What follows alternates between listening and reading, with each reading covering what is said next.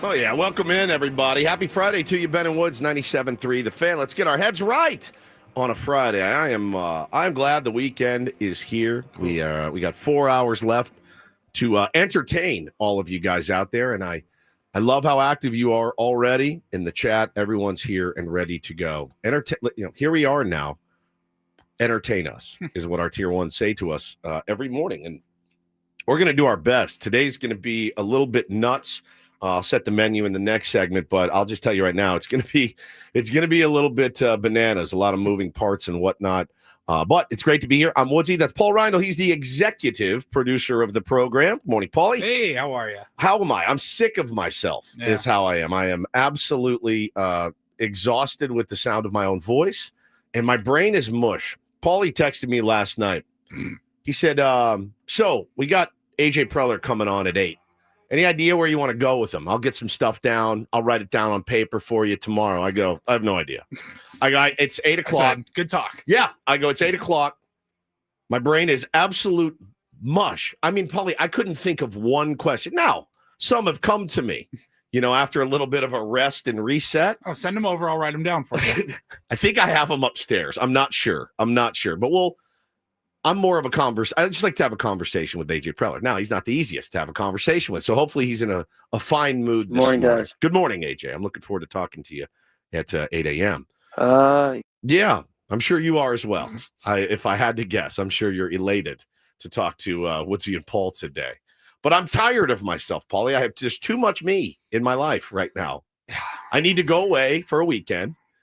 I don't hear the sound of my own voice. I don't want to talk to anyone. Silence. Left here, went to the round table, which I had a lot of fun on yesterday. Tony Gwynn Jr. was on fire. Love that. Adam did give me permission to replay the round table this morning. So we'll see you guys in an hour. Love you very much. We'll be right back. No, I told him I couldn't in good conscience do that to the tier ones. Not that the round table is bad content. It's not. It was really good. We had a fun show. But I would feel like I gave up. I would. Yeah. I'm tired. I don't, 23 hours later. Yes, dude. I would really. He's like, I'm just telling you. Thanks for the permission. That you guys can if you want to. I go, yeah, all right. Like, I think you offered me that because damn well I'm not going to do it. Right. Damn well I'm not going to replay that round table in the morning. I'm not giving up my 6 o'clock hour for anything. You know it. And I'm not. How about this, Adam? I'll make you a deal. How about we play it at 9 and walk out of here at Friday at 9 a.m.? Right. Exactly. Not such a great idea right now, is it? So I didn't want to do that to the tier ones. And, I told them, I said, I'd rather have a really bad first hour than replay the round table, my friend. Everybody in the chat is talking about the news that broke yesterday, and we will absolutely get there. Kyle Hart being optioned down to AAA. I wore my El Paso Chihuahua shirt, not really in his honor, but that's where he'll be heading. Look, I don't want to celebrate that at all because I don't know what the corresponding move is. We were going to ask AJ Preller about that, and we'll get after that and kind of figure out what they want to do. My guess is it's going to be like Omar Cruz or Stephen Kolek or something. So yeah, man, they're going to send him down, have him work on some stuff. Again, we talked about it a little bit on the roundtable yesterday. We talked about it with Jake Garriani, who came in from CBS 8, who had a chance to interview Kyle. It's tough. Yeah. You hate to see that happen to a dude that has had such a tough road to get to the show. And there's also the total possibility that there's nothing he could have done better. Yeah, correct. And it still just would have been, you look at the off days ahead and you're like, all right, maybe they can get creative with the rotation here. And they're just going to, they don't want to burn him out or something. Whatever. Like, it may not have anything to do with his last start or any concerns that they have or anything like that. But it also might. And so we'll ask AJ about that. I got people asking what happened to Candlegate yesterday when we went to our marriage counseling. I had people text me going, man, she really got mad at you for lighting a candle. I said, it wasn't mad. She was just flummoxed by the fact that I would light a candle in our home. And it was a special candle that she'd never lit. And I lit it, and then she got a little bit upset with it. And this morning, by the way, we lit it together symbolically before I left. Yeah, before we left. So she did lay on the sword in therapy when I brought that up. I said, she's been a little bit out of it lately, and here's a fine example. And she said, okay, yeah, that's a little odd. And it's nice. It's nice to have a little backup. Then I got my turn on the skewer as well and got roasted up real good. But it was a good day. Just a lot. It was just a lot, man, of me. My kids got home. They were actually really good. They were chill. They wanted to watch a movie. Bo wanted to watch the draft. So we watched some of the draft last night. So it was really chill. But you know what I'm staring down the barrel of? You know what tomorrow is? I forgot until I remembered. Why don't you remind all of our listeners what you'll be up to tomorrow? My missus, Hannah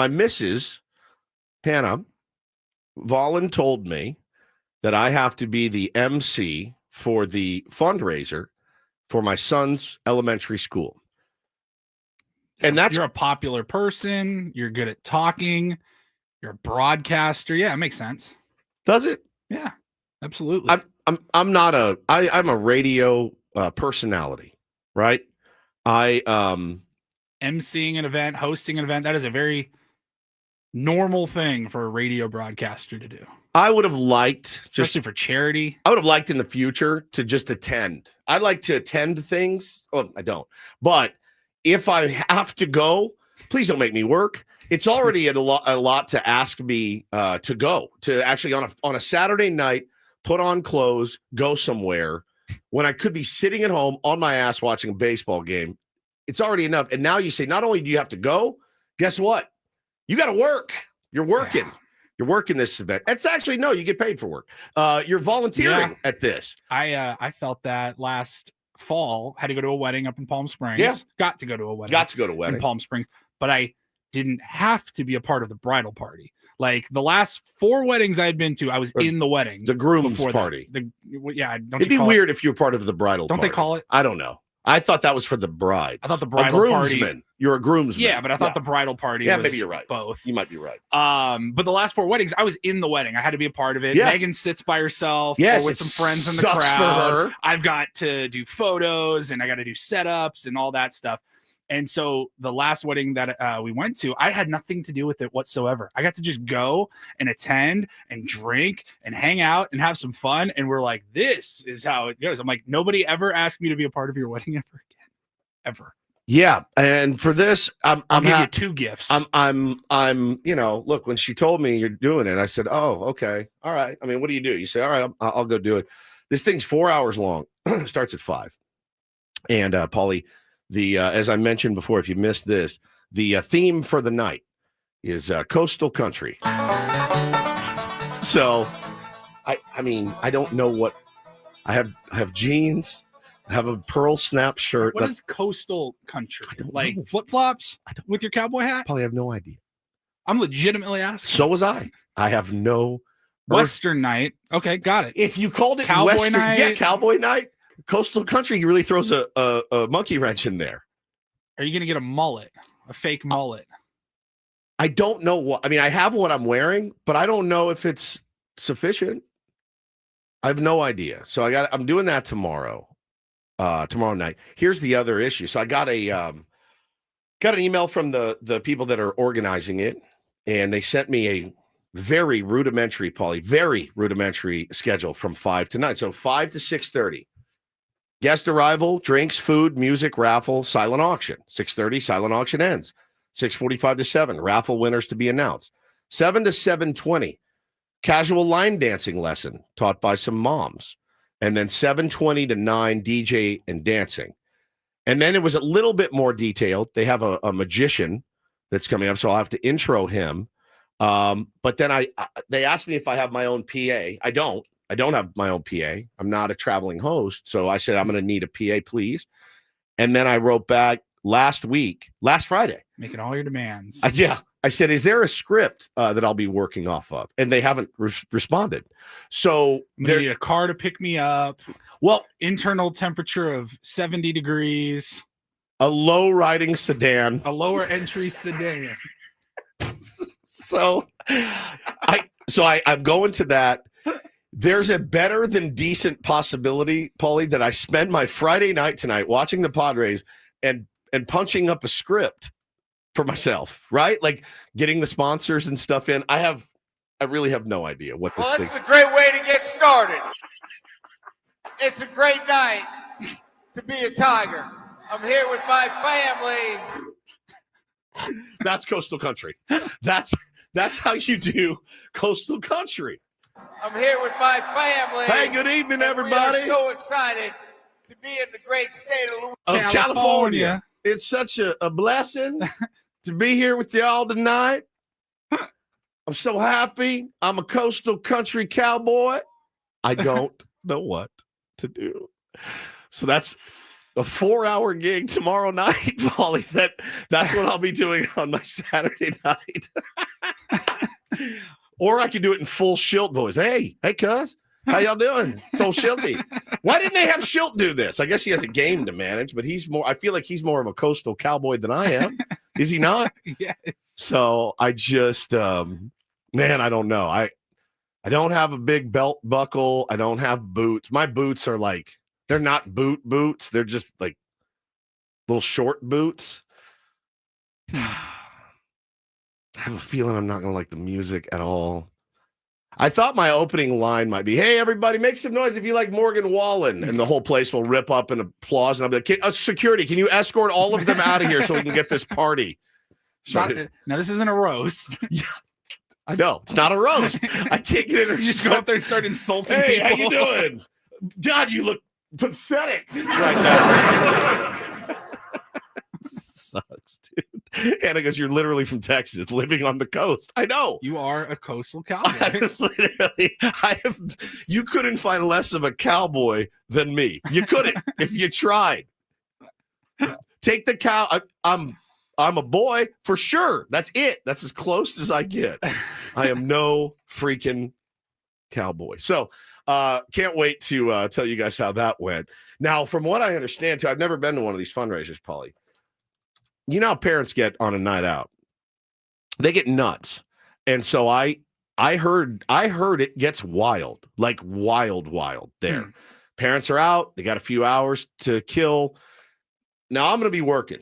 And we got a game early as hell on Sunday morning. So I'm teetotaling this thing, dude. I'm white knuckling it, teetotaling the whole bit. And, but I just wonder how wild this thing's going to get. I mean, I've heard of all kinds of stories from other schools. I've heard some really crazy stories. So I'll fill you guys in on Monday. I can't wait. Steve says, is there a live cast for this event? I got $5 to kick in for the virtual peanut gallery. I will do you guys a favor and post a picture of my coastal country outfit before I go in tomorrow. But, man, we got such a good show for you today. Quickly, Paulie, I'd like to give a shout out real quick. Our buddy, Jojo Tarantino, who works for the San Diego Padres, he lives in Arizona and works at the facility. He has been our friend and a tier one. He's been part of the Padres since like the 90s. He has been there forever. He was a bat boy. Yeah, dude. Jojo has worked all the way up. Jojo is the GOAT. And he texted us yesterday and asked if we'd be willing to congratulate his son, Chase Tarantino, today. He's nominated as a finalist for Best Supporting Male for the ASU High School Theater Awards for his role as Squidward. They listen to the show on the way to school. He only hears the first segment. Chase, congratulations to you. Jojo, got to be very proud, dude. Jojo is like the nicest guy. And Chase, I wouldn't do this for everyone, but your dad has massaged my groin in ways that I never thought were imaginable. He's got magic hands, your dad. Oh, yeah. Magic hands. His hands have been all over me at fantasy camp. So, Jojo, anything for you and anything for Chase. We love you guys. Congratulations to you. So, yeah. That's awesome. Yeah, man. What a Congratulations, bud. Such a good dude and good family. Love that guy. Man, I'm so excited to get this thing going today. We will talk some Padres baseball. We will talk some SDFC with our pal Darren Smith. I'm supposed to do this in the next segment, but this feels more natural to me. Let's do it here. You know what? Do it here. And then I know what to do in the next segment. We're going to have some fun in the next segment. We're going to, if you missed it late in the show on Wednesday, we're going to replay Ben's prank calls because this dude, and I want to talk about Ben and his social media strategy. People were asking for it yesterday that missed it on Wednesday or wanted to hear it again. Yeah. It was rails off yesterday. It's going to be rails off today, so we're going to get to it early before all that. Yeah, I'm going to be honest with you. I had it ready to go yesterday. I totally forgot to do it, which I've been known to do from time to time. So excited to get this thing going on a Friday. Thanks for being here. We will be right back. It's Ben and Woods on 97.3 The Fan.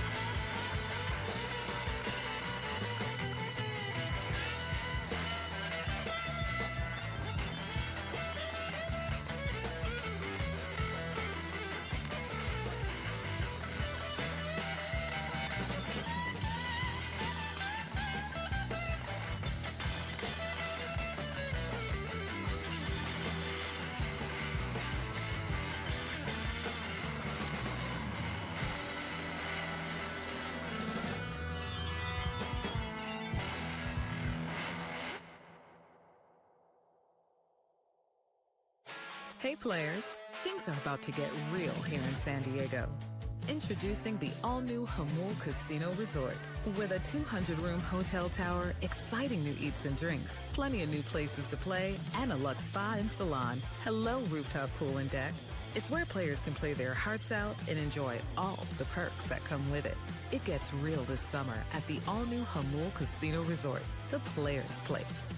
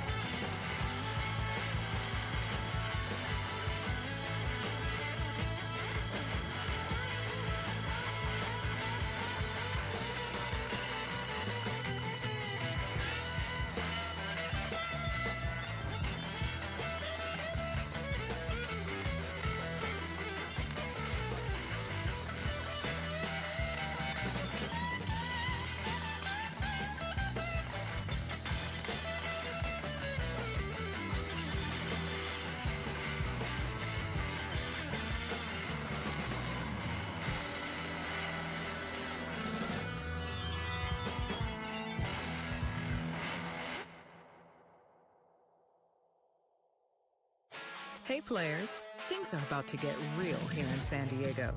Introducing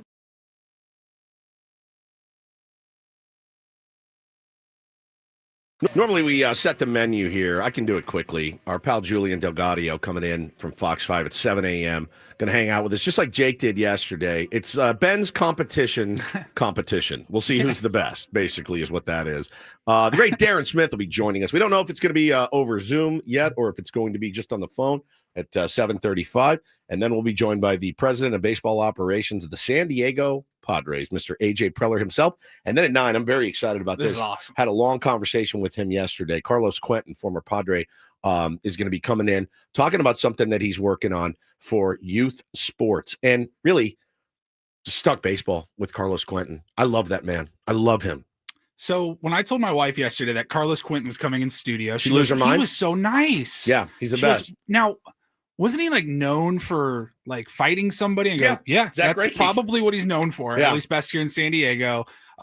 Padres, Dodgers. God, what was that? Like 10 years ago now. Yeah, and more, he charged probably. him out, and he broke Greinke's collarbone, Yeah. and really kind of kicked his ass. Yep. And I go, there's got to be like the connection of how nice somebody is versus how bad of a thing or how violent of a thing that they're known for.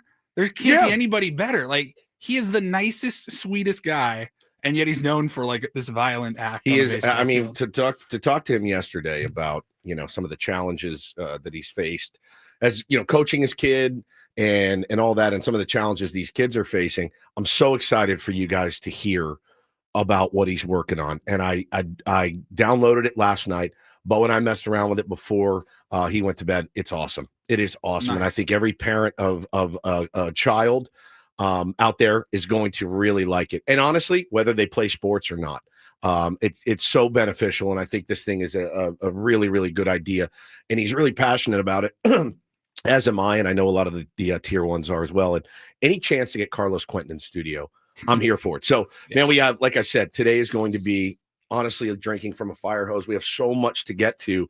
Elton John tickets, our last day of giving away Elton John tickets. Big one. You're going to hear this sounder at some point during the show. Not right now. Don't call right now. Don't call right now. But the next time you hear this, Blue eyes. That's it. You will call and you'll win tickets to a pair of tickets to Elton John Cure-Bound concert for Cures at Petco Park on May 9th.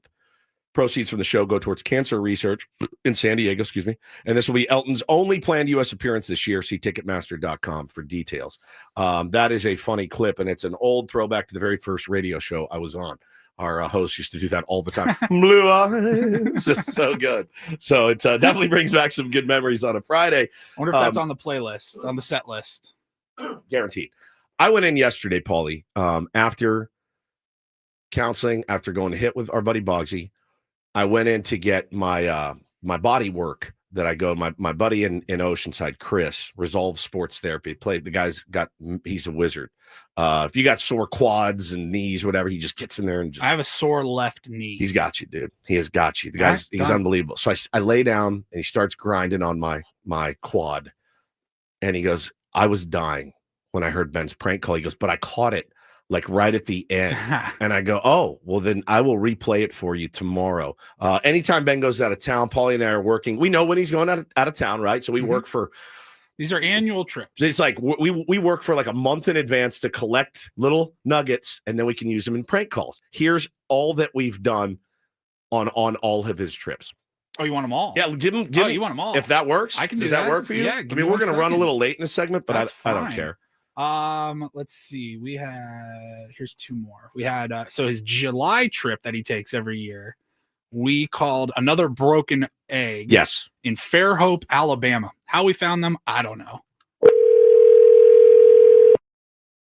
Thank you for calling Another Broken Egg in Fairhope. This is Marissa. How can I help you? Good morning. I'm excited. For what? What was the score of the Aztecs game? I don't really watch sports. The first half, the Aztecs dominated. Maybe the best half they've played all season.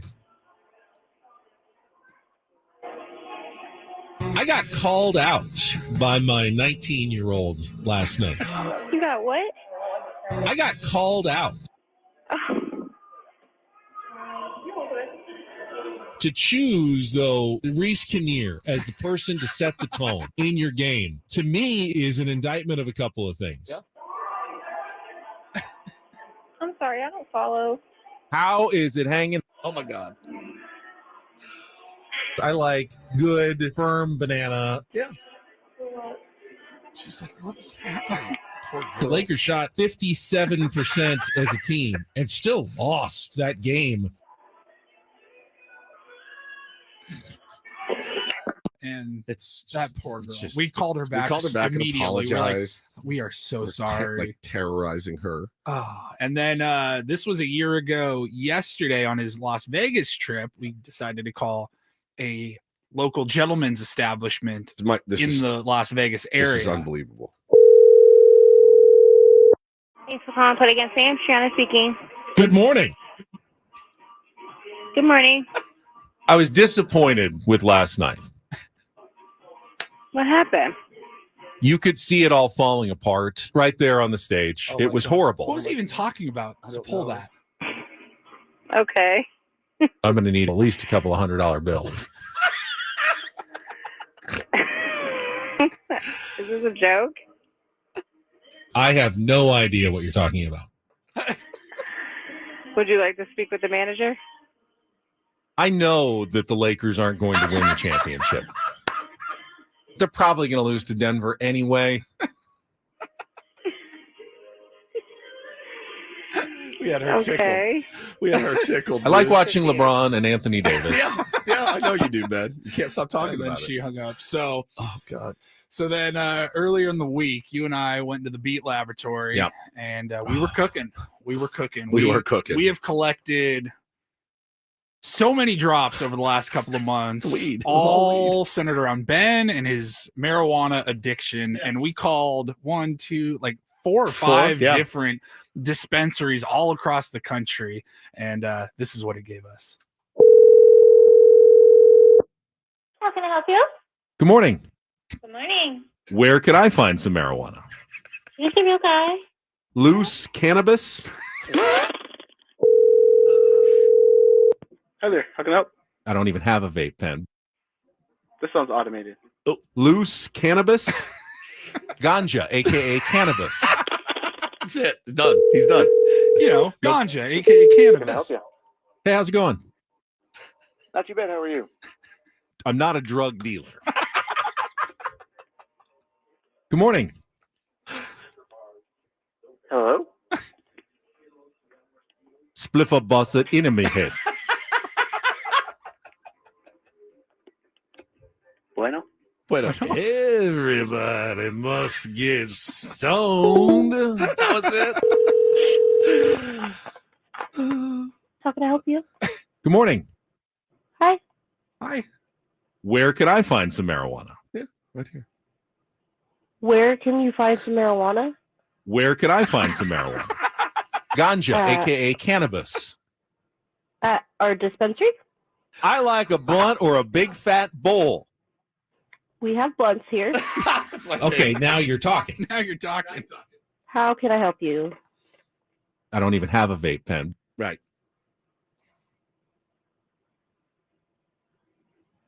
Hey, how's it going? Uncomfortable. Hello? Yeah. I'm not a drug dealer. Okay.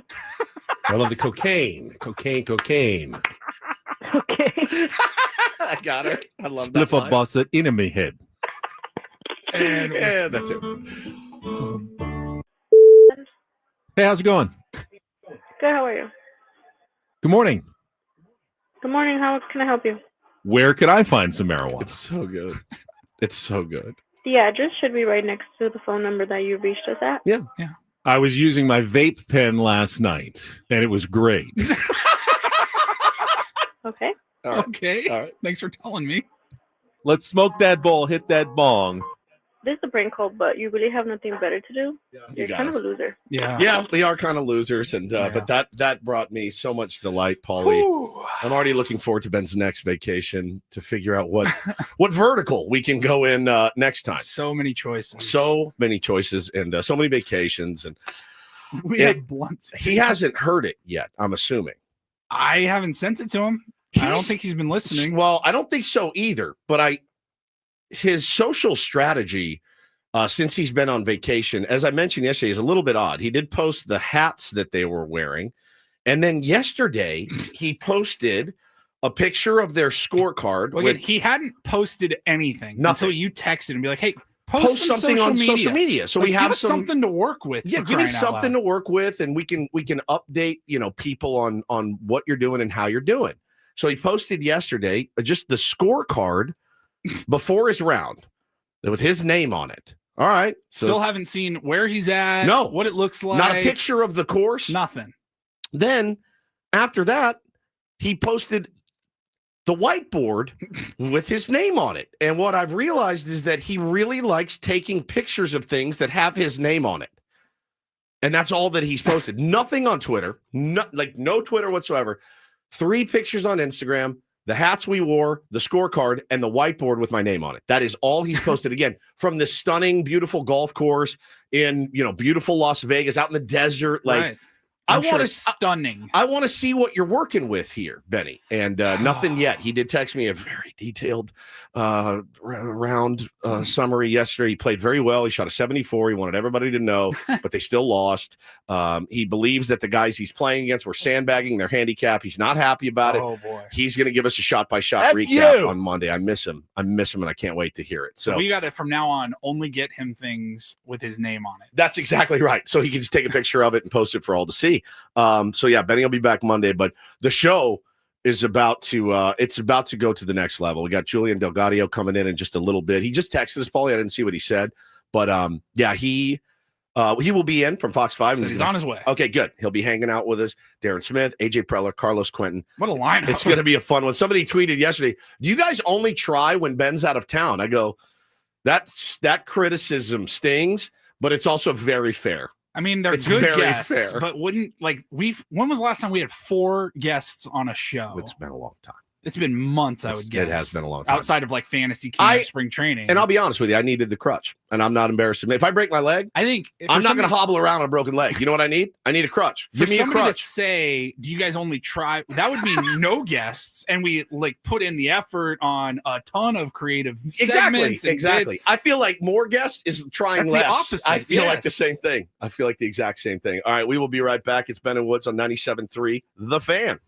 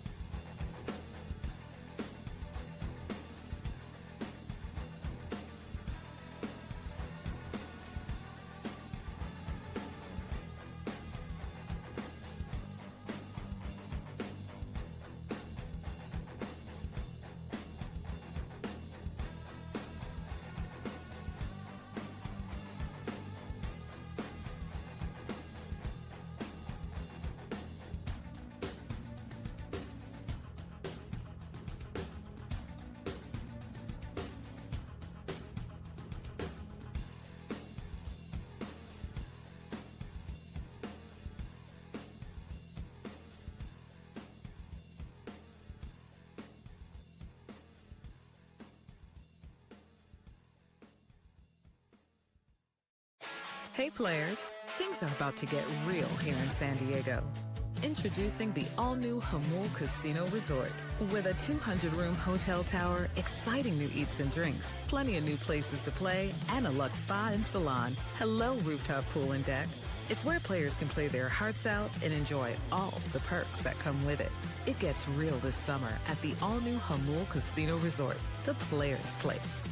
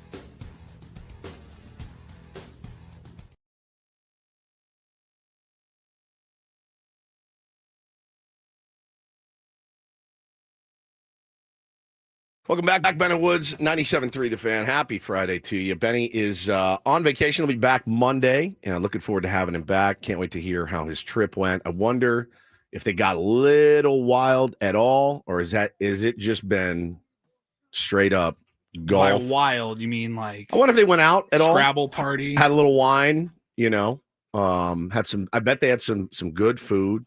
I was just talking to Where's a buddy. he at? Like they He's live in Henderson. In right? Henderson, yeah. There's a really cool casino out there called Green Valley Ranch. It's one of the coolest places I've ever been, but it's way off the scene in Vegas, which is good. Okay, yeah, I've always heard of Henderson. I never looked. It only looks like it's like 20 minutes like off the strip and the airport there. Yeah. So I'm sure he's having a great time. This is ideal for him. And it's funny. As I sit here, I'm like, man, you didn't go out and get wild. I probably wouldn't have either. I was talking to my buddy that just got back from his bachelor party. Now he's like 52, never been married, went to his bachelor party, the one I was supposed to go to in Florida, but I had the Seals game, right? So I was talking to him and he gave me the play-by-play. Dude, it's 12 guys. Those dudes were in bed by 10:30 every single night. And I go, I wanted to make fun of him. I go, I don't blame you. I don't blame you even a little bit. That's exactly what I would have done to it at almost 50. Like, those days, I can't tell you the last time I've seen midnight. I cannot tell you. I mean, especially going out or anything like that. I just can't tell you. I mean, even if I do go out, I'm home by 10:30. Like that's the max I can even stay awake. So I don't blame him at all. If he just wanted to go chill, eat good food, drink some wine, play some Scrabble with his buddy. Now, I'm looking and play at a some map golf. of Henderson, Nevada. I don't remember exactly the name of the golf course that he's at, but I do see that, there's a lot of casinos out there. You don't have to go to the strip or anything like that. Now, there is, maybe this is what Ben did, Cowabunga Bay Water Park. Ooh, riding down the slides. Not the worst idea. I would like to do that as a show at some point. Done. I would like to do that in a heartbeat. and that's something Get we Ben on one of those straight drops. drops. Yeah.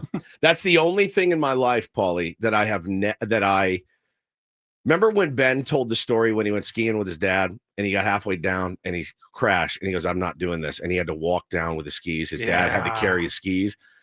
My dad wasn't at Wet and Wild that day, but there's a shame that I felt when I was probably 10, 11. I walked to the top of this slide. It was called Der Stuka, and it was straight down. Walked to the top, looked at it, walked back down. I did the exact same thing. It was probably right around the same age, about 10 years old. I was starting to cry. Yeah. So to avoid your buddies crying, laughing at you and crying. I walked all the way to the top. I think I was the last one to go because I was by myself at the top. I mean, there was a line of people behind me. I looked down. I said, absolutely not. Yeah. There is no chance I'm getting on this slide. And I turned around and I walked all the way down the stairs. Yeah. And as I was walking down, random guys were like, oh, you chickening out? And I said, I'm not tall enough. You're joking. I was my totally God. tall enough. It was the only thing I could think of to not look like a huge wimp. They said, you have to be this tall. And I just putting my hand over. You got to be this tall. Bro, it's funny. That was probably 25 years ago for you. Yeah. Mine was probably 40 years ago. I think about it all the time. You walked down from the top rope. Yeah. Essentially, you got up. Probably one of the more humiliating things I've ever done. When I look back at my life, I'm like, yeah, that was really bad. I've taken some walks of shame in my life. Believe you me. Right. Believe you me. Nothing comes close to that one. The Stuka. I'll never forget it. Wet and Wild, Arlington, Texas. All my buddies did it, and I got I just go, I'm not doing it. I don't remember the slide. It was probably the death slide or something, but Wild Waves in Federal Way, Washington. Devil's butt. Yeah, it's just like, forget it. I'm not doing it. And I think about it all the time, man. and the shame that I still feel about it. But I'm not ashamed at all of our San Diego Padres. I'm very happy with the way that they've been playing. Do we have traffic or anything we need to do? We do have traffic. All right, let's get to Good for traffic. Let's talk some Padres baseball. Little pitching matchup action tonight. Should be a good one at Petco Park. We'll be right back after traffic. From the 855 Get Ross Traffic Center, protecting San Diego after accidents or injury, here's Kelly Danick. Traffic is brought to you by Sedano Ford. Spring deals are on now. Visit SedanoFord.com for details. Lots of good news around the county, guys. Tow truck cleared that crash near the border, northbound 5 before Dairy Mart Road, and that overturned crash has cleared West 78 at the southbound 5 connector. Spring is here, and so are the savings at Manny Sedano Ford in La Mesa. Get employee pricing on select models like the 2025 Ford Maverick, just $219 a month, tariff-free. Visit SedanoFord.com for complete details. I'm Kelly Danick with Ben & Woods, San Diego's #1 sports station, 97.3 The Fan. This hour on 97.3 The Fan, brought to you by Staples. Your local Staples has hot deals and super low prices throughout the store on everything for your business. Right now at Staples, save up to $250 off your print order. Exclusions apply. Visit staples.com/print for details. Ends June 14th. Plus, save even more with the Easy Rewards program at Staples. Yeah, the Tampa Bay Rays coming into town tonight, Paulie. They've won 2 in a row, and they're that team. They're 11-14. They're 4th in their division. And you look at it and you go, all right, well, they have to be having a really terrible season. There's something amiss with the Tampa Bay Rays. Here's the funny part. I heard the other day somebody said, oh, I mean, look, their offense is not great. It's eerily similar to the offense of our San Diego Padres. Eerily. I mean, we're hitting 263 as a team. They're hitting 255. Our OBP as a team is 333. Theirs is 321. Our slugging is 401. There's 397. Our OPS is 734.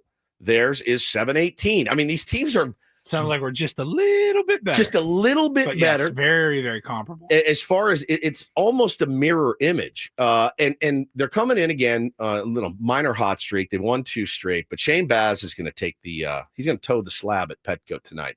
And Shane is a tough customer. He's 2-0, 4 starts so far. He's got a 3.22 ERA. He throws his fastball about 45% of the time. It's very fuzzy. Touches 97. He works it kind of up and into the righties, away from the lefties. Kind of the nightmare for a hitter. Yeah, that's nasty. It touches 97, usually sits around 95. He's got a very nasty curveball. He uses that about 30% of the time. He's got a changeup. He's got a slider. He's a 4-pitch pitcher, and he's pretty dirty. Now, the thing with Shane Baz, if you're going to get to him, I would guess, and I know nothing, but this is just my educated guess. Looking at the numbers, you have to get to him early because this dude, after the 4th inning, doesn't give up runs at all. Better. He gets better as he pitches into the 6th and into the 7th, which he's pitched 6 innings, 7 innings, 6 innings, and then his last start was his worst. Only 3 1/3 against the Yankees, 5 earned runs, 4 walks. He lost the plot there a little bit, but he has dominated. He dominated the Red Sox. He dominated the Angels. He is a nasty, nasty cat. He will give up the long ball. He's given up a home run in every start but 1 this season. So again, if you get to Shane Baz, you got to do it early. Again, he's not allowed to run after the 4th inning of any of his 4 starts this year. So I think the plan of attack with Shane Baz is to come out tonight. Top of the order, they're going to be swinging. That's my guess. They are going to be hunting that fastball that he throws 45% of the time, and they're going to try to get barrel on it and maybe hit it out of the ballpark. Tonight would be the best time for the Padres to finally hit a 3-run homer. I believe Chris Ello said yesterday we were the last team in baseball to not have a 3-run homer or a grand slam this year. So makes sense. Hadn't thought about that. Yeah. But that sounds about right. And I look, they're not good on the road. They haven't been good on the road. They're 2 and 4 on the road. They're 4 and 6 in their last 10. Is this a beatable team? Absolutely. It's a beatable team. 100%. They've got guys. Sending a pretty good guy in Michael King out there. You got Michael King on the bump tonight for the San Diego Padres, who's been fantastic. He's going to be fired up, ready to go. But man, the similarities of this team to ours is really, really nuts. Pretty good at preventing runs. They just haven't won. It's games. Interesting that we're so comparable. And I know we are 17-8, and they are 11-14. Yep.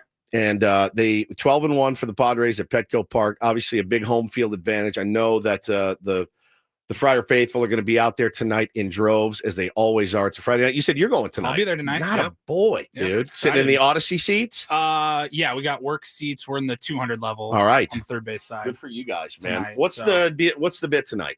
Is there a City Connect? City Connect? Yeah. I don't think there's any other like a party in the park or anything. I think they do that. Yeah, every beer Friday fest night or something. It's either party in the park or beer fest or tequila fest or something. I do. I'm unable on a Friday to muster the energy to go out on a Friday night after a long week. I would love to go to that Sunday game after our game. I have not been to Petco Park since opening day. I've not been one time. We haven't gone down at all to talk to the fellas. Haven't been to the clubhouse. We went to the suite. Yeah, that's right. Went to the suite. But I haven't gone like with my family, taking the kids yet. Right. But I want to get down there at some point. Maybe Sunday is the day after our game. That's always a tough one too. But man, it should be a really, really good series. And again, one of those series that you feel like, yeah, we need to win this. We need to win it. Especially when you look at, you're sending out King, Cease, and Vasquez. Yeah. You're expecting to win this series. That's exactly right. And it's, Dylan Cease staying, I guess, on track, building off of his last start, which was a really, really good one. Their offense, you look at them and they don't terrify you. They got Junior Caminero, who's been really, really good for them. He is the guy that loves Manny Machado. That's his favorite player. They do the jersey exchange. He's going to be excited to get in here and get to hang with Manny for sure. But yeah, man, there's a couple guys in their lineup. Now, I heard a rumor yesterday that Ha-Seong Kim may be with the team. I'm not sure. I thought he was still injured, but he potentially could be making his appearance. At least maybe he's here on the bench. I have no idea. But he could. I mean, it's not uncommon for injured players to travel with the team still. Joe's gone with everybody on every trip, and he ain't pitching anytime soon. It'd be cool. Ha-Seong Kim was rumored to come back in May anyways, so I could see him being with the team. Yeah, it would be cool to see Ha-Seong Kim tonight come out, give a little curtain call for the fans, because I know he's still very beloved here. But yeah, man, they got a first baseman that's really good, Jonathan Aranda. He's having a really good start to his season. So yeah, man. But other than that, you look at it and you go, oh, okay. Cameron Misner and Jose Caballero and Chandler Simpson and Coco Montes and Curtis Mead and a bunch of guys. They seem to do this every single year where they find a team that's very competitive and they do it for $77. They do it every year. Right. And then again, guys in the bullpen, I've never heard of half these guys. I haven't. I mean, Pete Fairbanks, who, hopefully you don't see him because that means they're trying to close down a win. Hunter Big, Garrett Clevenger, I've heard of, Mason Englert. Watch all these guys come in slinging 97 with disgusting movement. So this is what the Tampa Bay Rays are. Get to Shane Baz early tonight, and you can actually go out and win a ball game at home, which you need to do. More worried about our bats versus Shane Baz than how Michael King will do against that line. I know. I feel the same. I know what to expect out of Michael King. Now, he could have an off game for sure, Can the Padres offense withstand that? We'll find out. But I don't expect Michael King to ever have a bad game. No, I kind of feel the same way. Like I expect him to dominate. It should pretty be much every time out. It should be an awesome one tonight. There's a couple other really good games in Major League Baseball we'll talk about too. But Julian Gaudio from Fox 5 come in. We'll talk about all this. Some NFL draft coming up next. Ben and Woods on 97.3 The Fan.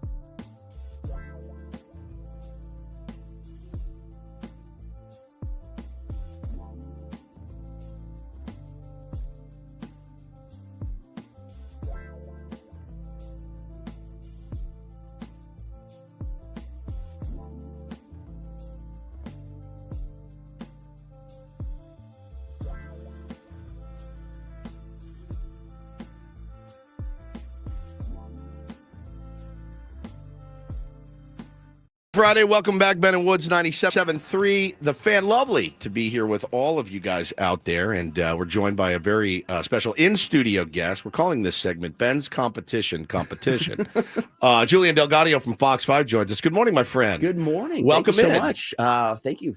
I can't believe I'm doing this. I think you should call the show Blank and Woods. Blank and Woods. Yes, I like that too. So I like that get a too. little scratch of that. How are things for you?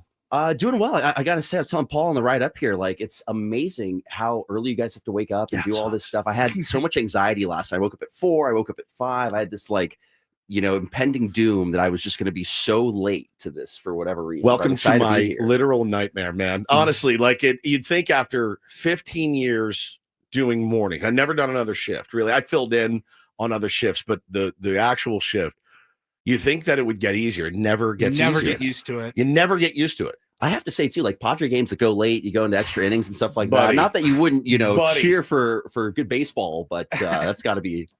When they had the 7-10 starts and those games with no pitch clock, It was brutal. and Chris Paddock's walk in the yard, and you're just going, it's 11. I'm gonna die. And you have to stay up and finish. There's been a couple that I've nodded off there, and I wake up in the morning. I'm like, what happened? Even the post game too, though. You want and I want to see Schulte. Yes, everything that's else the worst. When something crazy happens, Yes. or there's an ejection or an injury, I'm like, I gotta find out what Schulte has to say, and I'm like, I gotta wait another 15 minutes. I know. You just want to die. I have such you mentioned the pitch clock and everything else because it's such a love-hate for me. You go to a game on a Friday night, obviously you want to have a good time, you want to be there a while, you want to interact with the fans, and then when you're working the game of sorts, it's really nice to get off a little bit earlier. Let's go. Ball game going. I need the story due at 6:00, so it's back and forth for me. But so excited to be here, guys. I know I keep saying that, but I really think you guys are so elite class on what this entire market needs. Thank you, buddy. Your insight and everything else. That's why we have these guys in. They just compliment. the We easy. don't get it enough. I Yeah, don't we don't think get it from Polly- Ben, that's for sure. We definitely don't get it from Ben. And tier ones are pretty good about it, but no, we appreciate it, man. It's such a. Have you ever done radio before? Yeah, so I started in Reno, Nevada. Nice. And we used to do an ESPN radio show up there for about 2 hours every Friday, and I was so nervous the first time I got on radio. I feel like I don't have any tape from it at all, so there's no record of my voice cracking or being afraid and not knowing what to do and what to say and all that other stuff. So it's really nice to kind of do radio again for the first time in like 5 years. It's such a different scene than TV. I mean, it's just so different. And I hate doing TV. I get so nervous.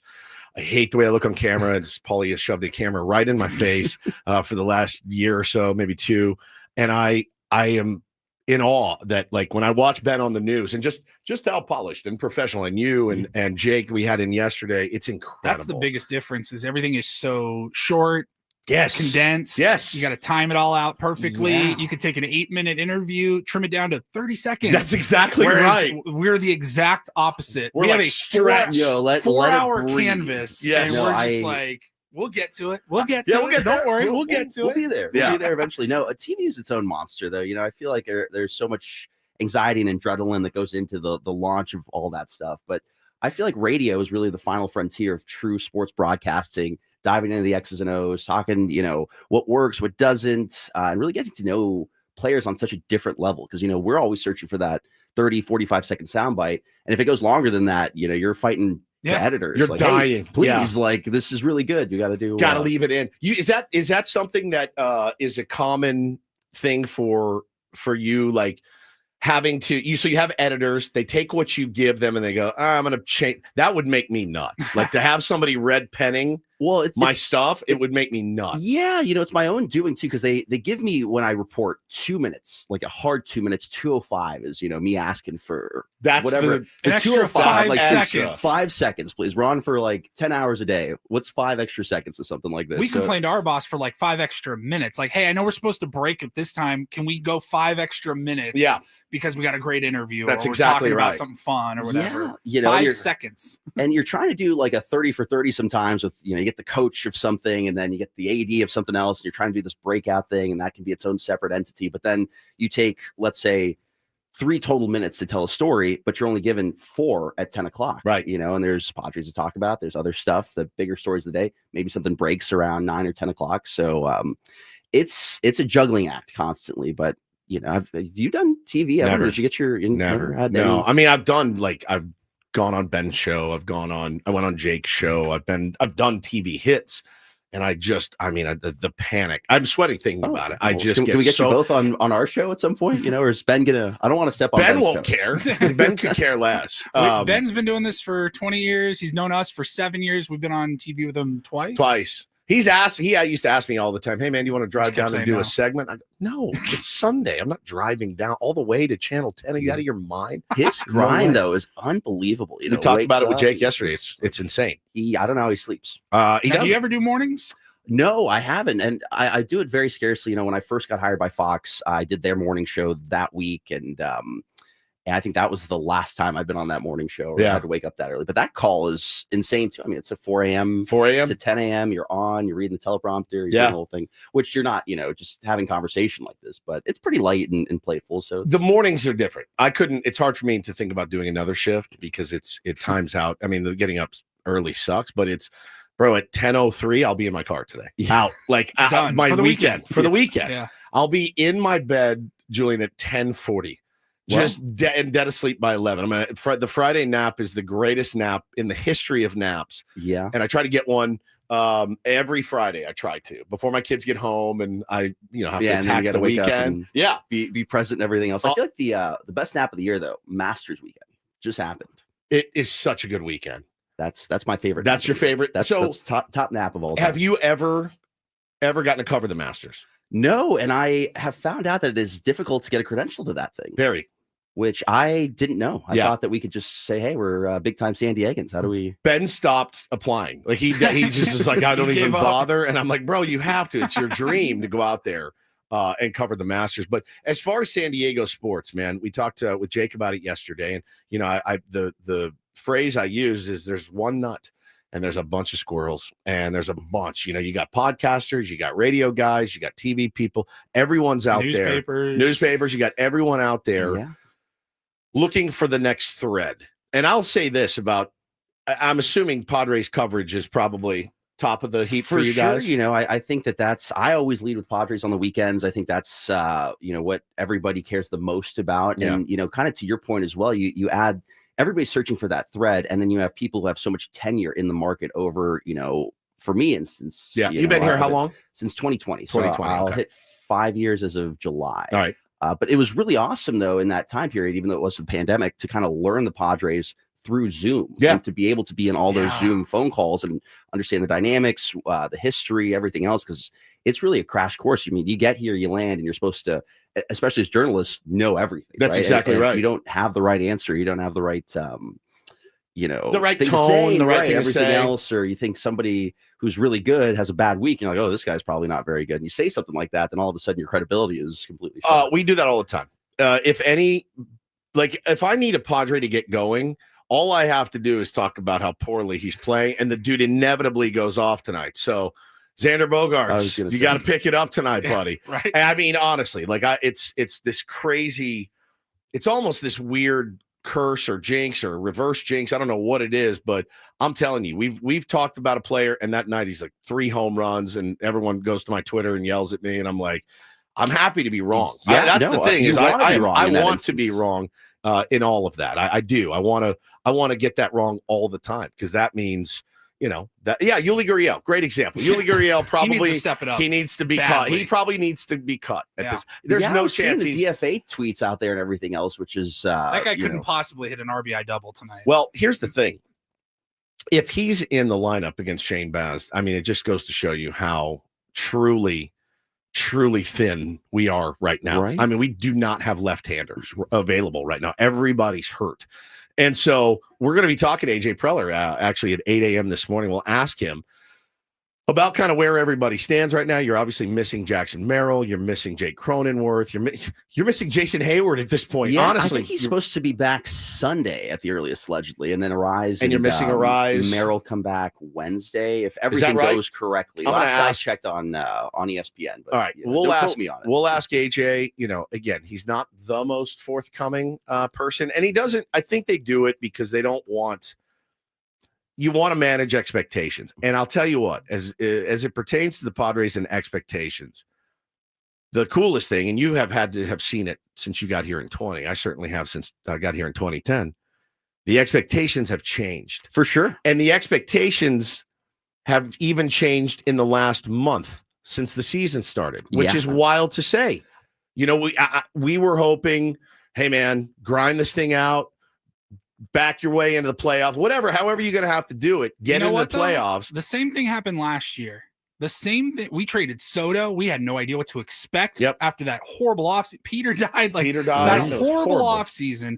And then all of a sudden you went and got Dylan Cease right before the season started. And then you got Arise. Then you got Luis Arise a month into the season. And we go, no. All of a sudden now it's like, and that team, they didn't really get rolling into the second half. But you started thinking, no, this team has the talent.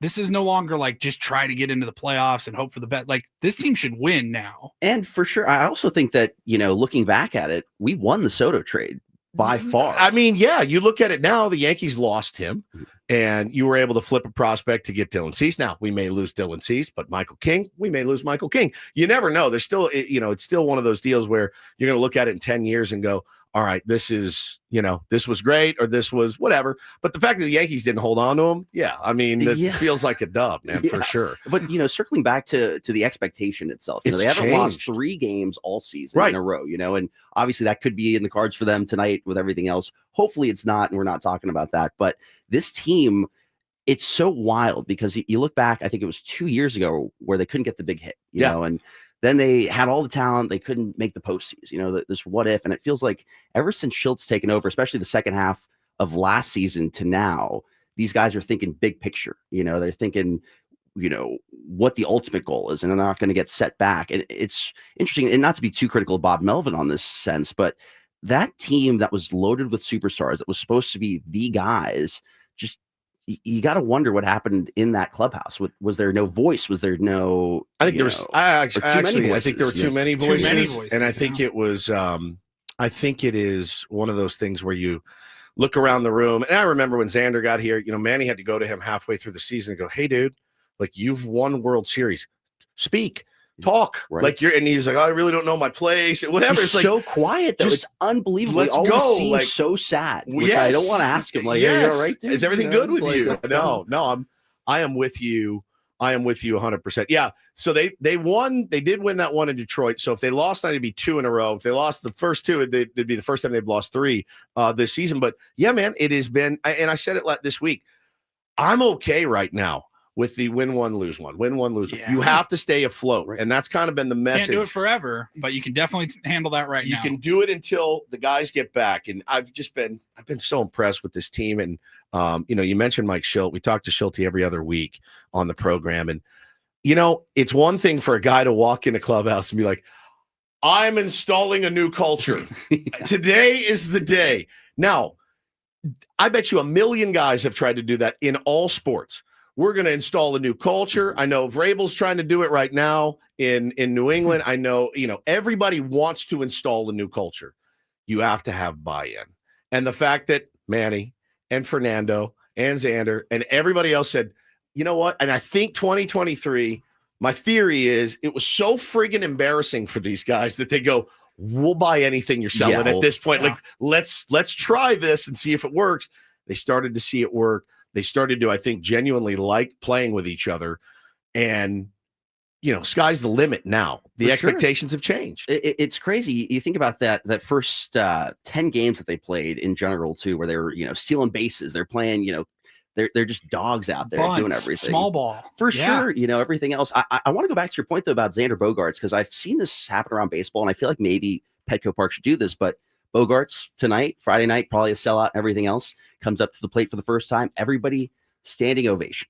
Maybe that's they've done this. Breaker that we talked about that yesterday. You know, it worked in Philly. I think they just did it for Soto in New York. I don't know. I'm not a big boo guy anyway. For sure. So I don't know. I mean, I think people. There's got to be something. Yeah, it's not terrible, but it's not $25 million worth. That's been the thing. If Xander Bogaerts was making $8 million a year, I don't think anybody's complaining about it. An OPS, it's, you know, OPS plus is over 100, it's 120 or something. And because his contract was not needed, just the signing of him in general, it wasn't needed. We didn't have a burning black hole at shortstop or anything like that. I don't know that Xander could ever live up to the contract. Yeah, it's gonna be tough for him. I think if he hits 300, people will find something to complain. Mark says in the chat, it's insulting to give a guy a standing O. I mean, look, there's a couple different ways you can look at it. I can see that though. Yeah, it's like, oh, you pat him on the head a little bit. Right. Like, Do a little good job, buddy. condescending. Great work out Great there. work, buddy. We're little pulling for you. condescending. Matthew, you couldn't pay me to stand up and clap for X. I get it, man. People are going to fan the way they want to. But I will say the last couple of years, man, there has not really been a player that I wasn't rooting hard for. And there's players I've actively rooted against because I did not want them on the team. The way that it's gone the last couple of years, it seems like a really tight-knit group that have bought into Schultz philosophies and stuff. So should be interesting, man. Again, I have to keep reminding myself this is not the NFL, Woodsy. This is a long season. And so, yeah, man, we're going to figure it all out together today. Julian Gaudio is in from Fox 5. We'll take a short break. We will be right back. Darren Smith's going to join us at 7:35. Real quick, before we go to break and get ready for Don't Do This, let's give away a pair of tickets. We got some Padres tickets to give out for a game next week. This will be on Tuesday night against the Giants. They're off on Monday. It's a good one. And the first 40,000 fans in attendance, you get the free Tony Gwynn Jr. or Tony Gwynn rookie bobblehead. It's so not Tony good. Gwynn Jr. Tony Gwynn. It's so good. I think he's got this hat on with it. Yeah, he's got the hat. We had the bobblehead. I don't know if we still have it. No, in the I took it studio. home. You took it home. No, we do not have it in the studio. But if you want to win a pair of tickets to Tuesday's game, go ahead and call us now, 833-288-0973. And you can also get your tickets at Padres.com/tickets if you don't win them and you want to go on Tuesday night. All right. You know the number, 833-288-0973. We'll be right back. It's Ben and Woods, 97.3 The Fan.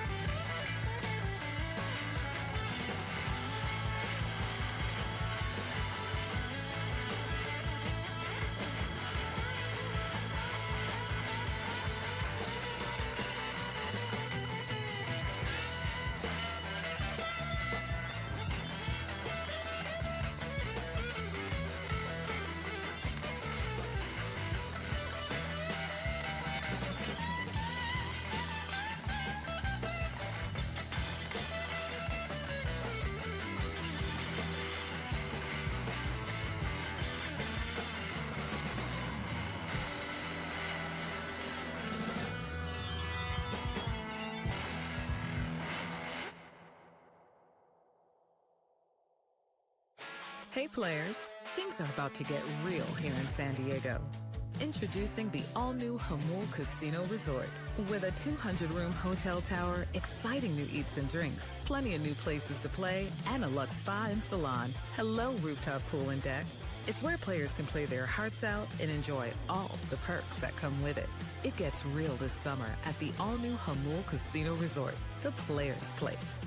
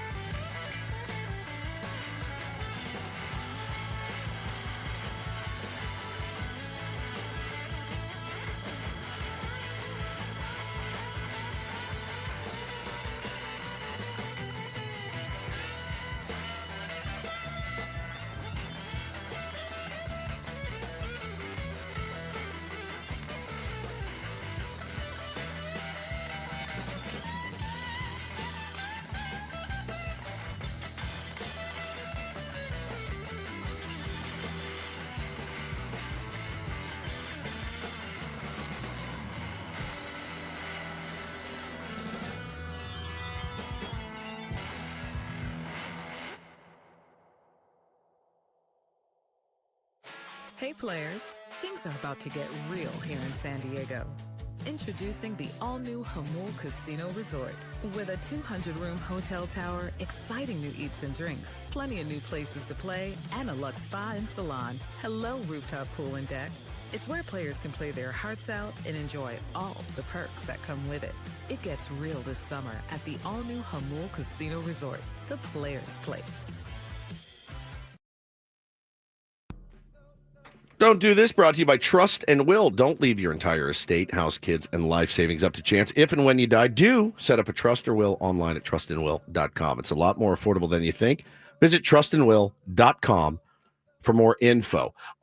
This is our longest running segment. Julian, this is Julian Gaudio from Fox 5 is in hanging out too. So feel free to comment on any of these stories, but a really, really sad story out of the world of college basketball. Basketball phenom Elijah Arenas, he's the son of Gilbert Arenas, is in a coma right now. He had a very, very severe car crash around 5 a.m. Thursday, right outside his home in the San Fernando Valley. They saw him he got pulled out of a cyber truck that was on fire, and he was rolling around in the water. There was water next to it, and he was in such pain.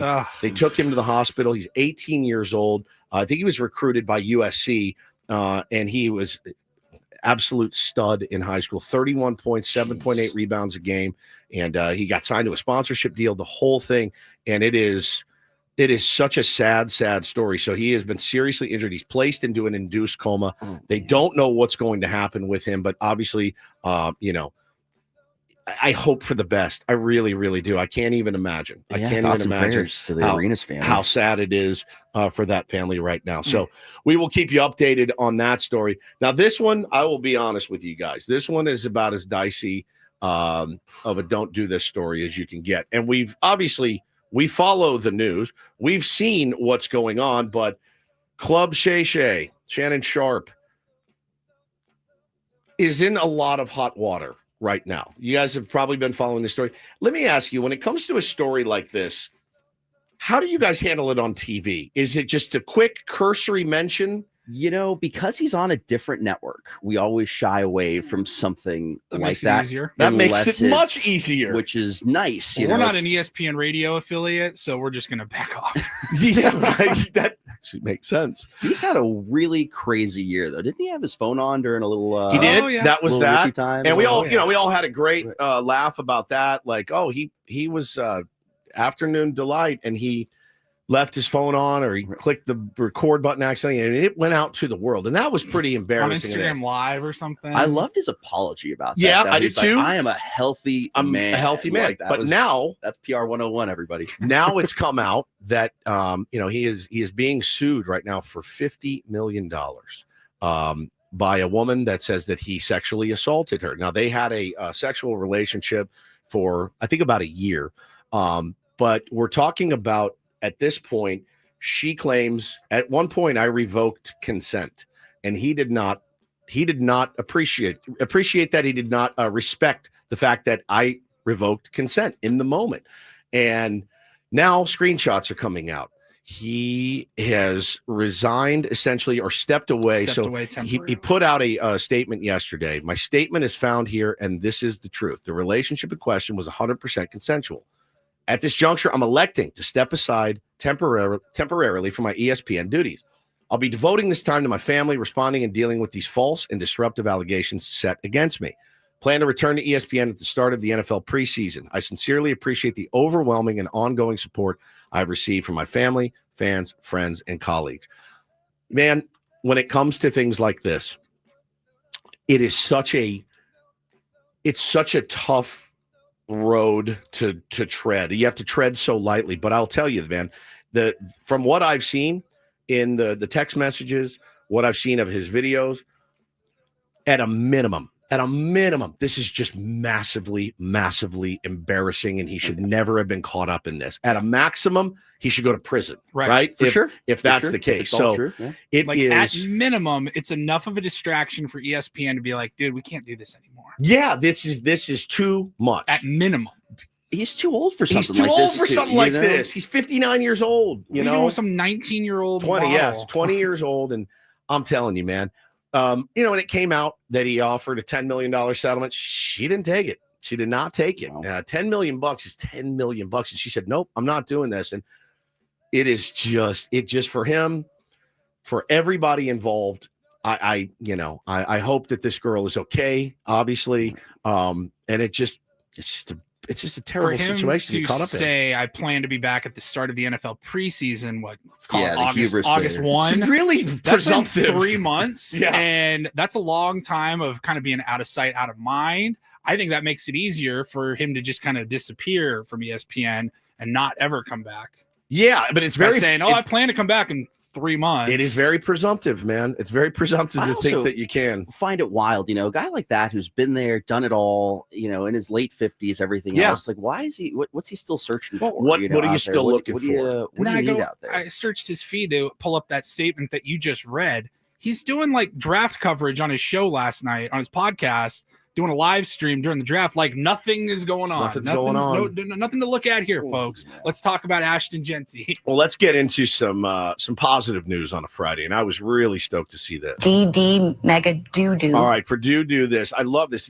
This tweet came out yesterday from the Negro Leagues Baseball Museum, and it says the NLBM is proud to announce baseball legend Ryan Howard and San Diego Padres manager Mike Schilt have joined the museum's Pitch for the Future campaign. It's an effort to build a new 30,000 square foot facility and campus aimed at advancing the museum's national mission of preserving the rich history of the Negro Leagues baseball and its profound impact on social progress in America. I loved it. I had no idea when this dropped yesterday that Schulte was involved in this. We'll be talking to him next Friday. Yep. Can't wait to ask him about it, how he got involved with this. And obviously Ryan Howard, huge career. I love this. And we know Bob Kendrick. We've talked about Kendrick before, who runs it. He's amazing. The greatest storyteller maybe on the planet right now. I am so disappointed that I missed my trip to go to the Negro Leagues Museum in Kansas City. You guys all know the story. I'm not going to retell it in front of Julian. I'll tell you off the air. All right. I'm looking forward to it. Yep. It's mortifyingly embarrassing. There's a new Negro League museum-ish pop-up, I think, at the San Diego County Library by the ballpark. That's right. That's exactly right. So it is it's a place I wanted to go so badly. And I ran into some trouble, and I'll tell you about it. And Carlos, yes, that's it. He's got it in the chat. If you can see the chat. Oh my gosh. Yep, that happened. No way. Yeah, it was a rough one. Got a little dicey. Got a flat tire. That's great. Got a flat tire and ran into some trouble. But that is don't and do this. Literally do this on a Friday. That was Don't Do This with Ben and Woods on 97.3 The Fan. All right, very excited for our next segment, our weekly segment with the great Darren Smith, San Diego FC broadcaster, longtime radio legend. And we'll talk to Darren next right here on 97.3 Right around the corner, The Fan. 8 o'clock, AJ Preller. AJ Preller coming up today. We are busy Jam-packed. beavers here on a Friday. It's Ben and Woods, 97.3 The Fan.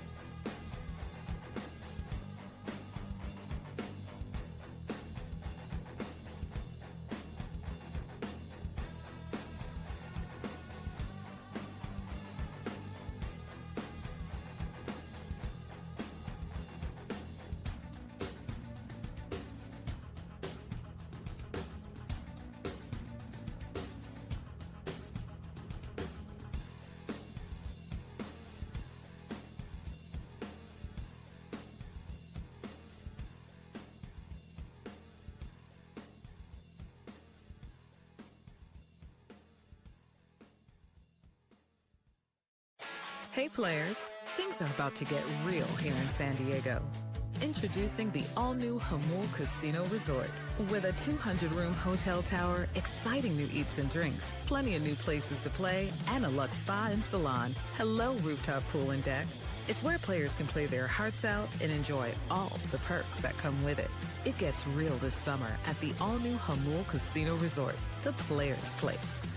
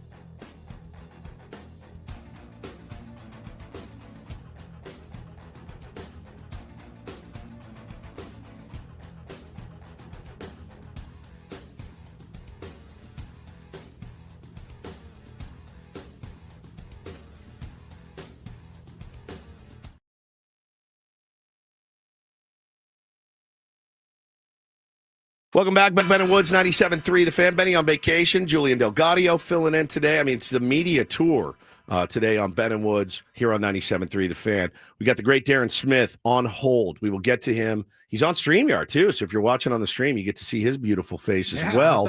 And we will be right back with Darren after a quick check of traffic. From the 855 Get Ross Traffic Center, protecting San Diego after accidents or injury, here's Kelly Danick. Traffic is brought to you by local and veteran-owned Kearney Mesa Volkswagen. Just a couple things to mention here, guys. One of them is a crash on the coastline south 5 past Basilone. It's over the right shoulder. Got an SUV that caught fire northbound 15 before Deer Springs Road. It's in the center divide.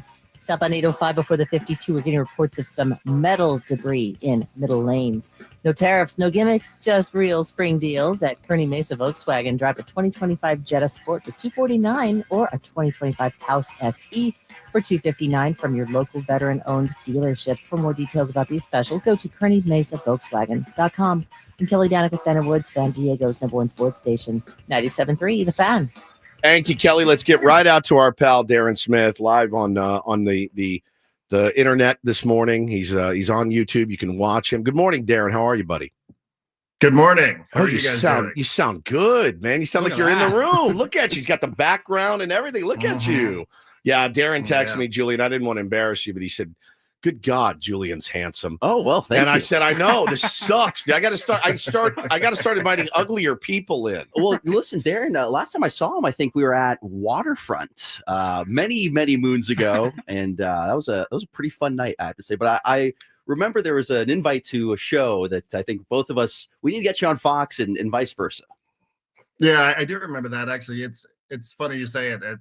I wasn't sure if it would be a faux pas to bring it up. You know, be like, hey, last time I saw Julian, I think it was like 1 o'clock in the morning. And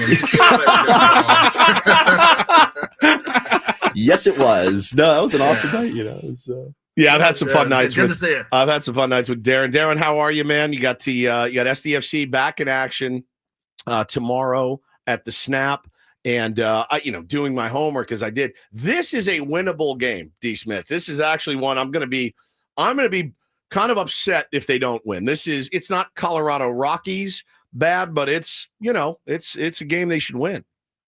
Yeah, I think that's good. Nice job. Thank you. You should do the pre, the half, and the post there. Anytime. As you can tell, I'm already ready to go. I'm already at Snapdragon Stadium. Yeah, I agree with you. I think it's especially an important game because you've lost the previous two, right? Yeah. And there's not a ton of shame in having lost at Colorado or even losing at Charlotte's a best team in the East, and Colorado's a really, really talented team. And I guess a lot of MLS teams are probably going to lose back-to-back if you play that kind of quality.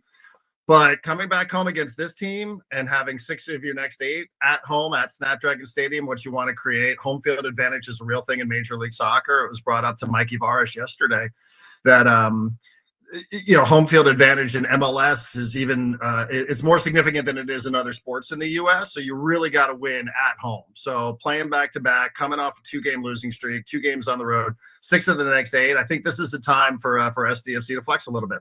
To get on a run, and Real Salt Lake is a team based on the numbers that I saw. They are not a prolific goal scoring team, and luckily for us, they give up a lot of goals too. like one of the most goals against in our division. So for you, what was kind of missing in the game in Charlotte? Because I watched that one. We talked about it a little bit, and that just, I don't know, man. Like you said, great team, good goalkeeper, couldn't really get anything going. But one thing you and I have talked about before is like SDFC's not going to change who they are and what they do to tailor who they're playing. They're going to stick to their guns. And I think if they do that, like they've played at home so well, I think we can score, against these guys. Yeah, I agree. And, I think I said to you guys last week, I thought that Charlotte was going to be the toughest match of the year up until that point, because they're really good, right? And the numbers back it up. They're first place in the East, and this is a push season for them. This is their 4th season in Major League Soccer, so they spent a little bit of money. It's impossible to win on that turf. They're 5-0, blah, blah, blah, blah, blah. The other thing about Real Salt Lake is this is the second time. This is the first time that SDFC has seen a team for the second time, right? That's true, yeah. Now there's a little bit of familiarity. And now this does become a little bit, as much as Mikey didn't want to say it yesterday, it's a little bit of a chess match. What did you do well against them? What are they going to adjust to? What did they do? What are you going to adjust to? But, I think you're right. I think it's most important SDFC just go out there. There's a story Kevin Acey wrote for today's UT about Mike Schilt just being like a total discipline about process, right? Yes, right. Process and process and process. And that's what Mikey preaches too. Mikey Varis, the head coach, he preaches the same thing. Like, this is the way we're going to play. If I gave Mikey undeniable evidence that like kicking the ball 50 yards down the field was going to be the key to success this week, he'd be like, nope, not going to do it. They are going to play the way that they want to play. And they were playing okay for the first 10 minutes. Then they give up a goal, and then a player gets sent off, and the match got completely corrupted. When you're down a man, you have to make changes, and players are being subbed in and out. It just was a mess. So I think you can flush it, right, to use your words, and you can just say, we're back home, we feel good, we're comfortable here, we're going to get back to the way we're playing, we're as healthy as we've been all season long. So, let's get back. We've had success against this team before. Now's the time to kick it into a gear. They all seem to be in a pretty good mood yesterday. They felt like they were anxious to get back out there on the field again. So, I'm anticipating this will be a good one tomorrow afternoon. I kind of want to call this maybe like a mojo reset in a way. They had their first match against LA Galaxy. That was a huge, win for them. They draw the next one. And then you look at their first match against Real Salt Lake, 2 goals past the 90th minute. I feel like that was such a cemented moment for this team in so many ways that like they can deal with the adversity, they can come back, and they have, the grit, if you will. They have like the tenacity to pull something like that off. And I feel like, maybe they have played tougher talent, obviously, over the last couple of weeks, and we haven't seen the same SDFC that we saw early on. But this could be, like I said, like a mojo reset that I think this team could really use right now. But it is such a long season. You want to stay healthy, you want to be productive, and they have shown that. But I think especially looking back to their previous match against Real Salt Lake, the other end of that coin, though, is how bitter is Real Salt Lake coming into San Diego after a match like that? And, what kind of fuel does that have to their fire? Of course. And, they've got some spicy personalities on the coaching staff at Real Salt Lake, and including an assistant coach who some of you might remember, Nate Miller, who was the head coach at San Diego Loyal. So, I'm sure he would love to come back into San Diego and certainly put a product out there on the field that would be appealing to the people that he got to know. But these are like big personality guys. Like they would love, and SDFC's already, they're already considered a little bit of a pelt for some of these other MLS teams, right? Because they got off to such a good start and they were the darlings and everybody's, oh, wow, they're so great. Look at them. They're doing things and they got the stuff. So, I think a lot of the people that have been around this league for a long time are probably like, yeah, like let's knock those dudes down. Let's chop them down a little bit. It's a nice compliment for SDFC that you're already considered a feather in the cap for some of these other MLS teams. But, ultimately for them, it's just about, they got to get back on track. And, I think that they are really excited to play in front of their home fans again. So they're expecting it's going to be different. 4:30 is like a totally, totally different vibe. So, I'm kind of curious to see what the vibe's going to be like tomorrow afternoon. Personally, as somebody who's working the game, I'm super excited that I get to get home for dinner. But, I do think it's going to be, Is that the earliest game they played inside of Snapdragon Stadium? Is that the earliest game they played inside of Snap all year? Interesting. Yeah, I was just going to ask you about that. I think maybe down the road they'll have one, but. Yeah, we're talking SDFC here. If you've listened to sports talk radio over the last 20 years here in San Diego, you know the voice. That's Darren Smith. D. Smith. Talking a little SDFC. Now, I was just going to ask you about the start time. Woodsy is not very technically sound. And Correct. he has a lot of trouble with the dual screens. Yeah, two games on at the same time. It's just, I already know I'm going to get the call right around 5:30. Paulie, how do I do this? Paulie, how do I do this? Because a couple of weeks ago, we had a earlier Padres game. I think it was a 4:00 national TV on a Saturday that week. And then you had SDFC at 7:30 at the Snap. Now you have the early soccer game at Snapdragon, and then you have the 5:40 Padres game. So you can't really go to both. Can't go to both. Certainly watch both. I'll watch it on my phone, There and you I'll go. watch the pods on the big screen. But what are you expecting the atmosphere to look like at Snapdragon for a different start time, and then with the Padres game going on at the same time? I mean, I thought we saw it a couple of weeks ago, right, where there was that overlap, and Padres had 40,000 plus, and SDFC had 30,000 plus. Mhm. And I don't think everybody just went from one venue to the other because it was a pretty tight window. I don't think the Padre game ended by the time the SDFC game started. I think it's going to be good, especially after being off for a couple of weeks. And Woodsy, you said even last week that Hannah had circled an earlier start time because it's convenient for people with kids and such. Yeah.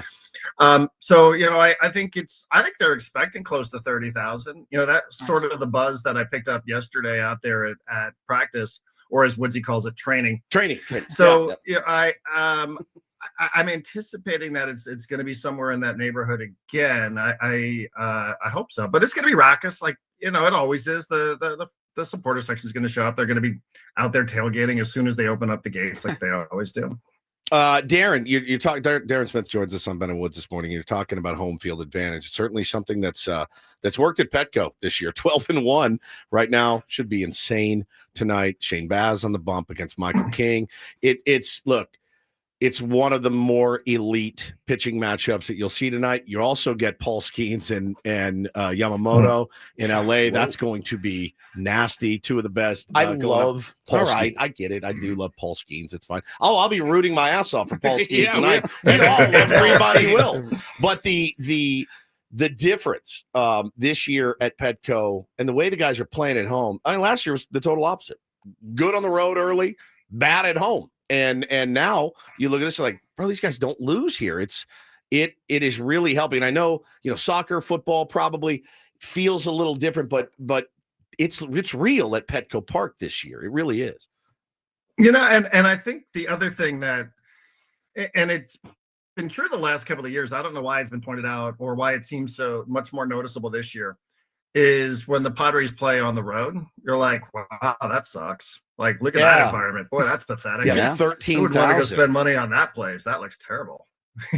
I know. I think it's just like it's such a different vibe, and it's been such part of the story, the success and the record at home, and it also just makes you want to go to games, doesn't it? Like it just seems like our home sports environments are just next level. They're like elite by comparison to a lot of other places around sports, and that's such a compliment. I'm not trying to pander or hey, what a good looking audience, but it's just like such a great vibe that we have in the city right now, for both teams. And you can't help but notice it, that when these teams, if you follow these teams, when they play outside of San Diego, you're like, yeah, that's, it's not so great, is it?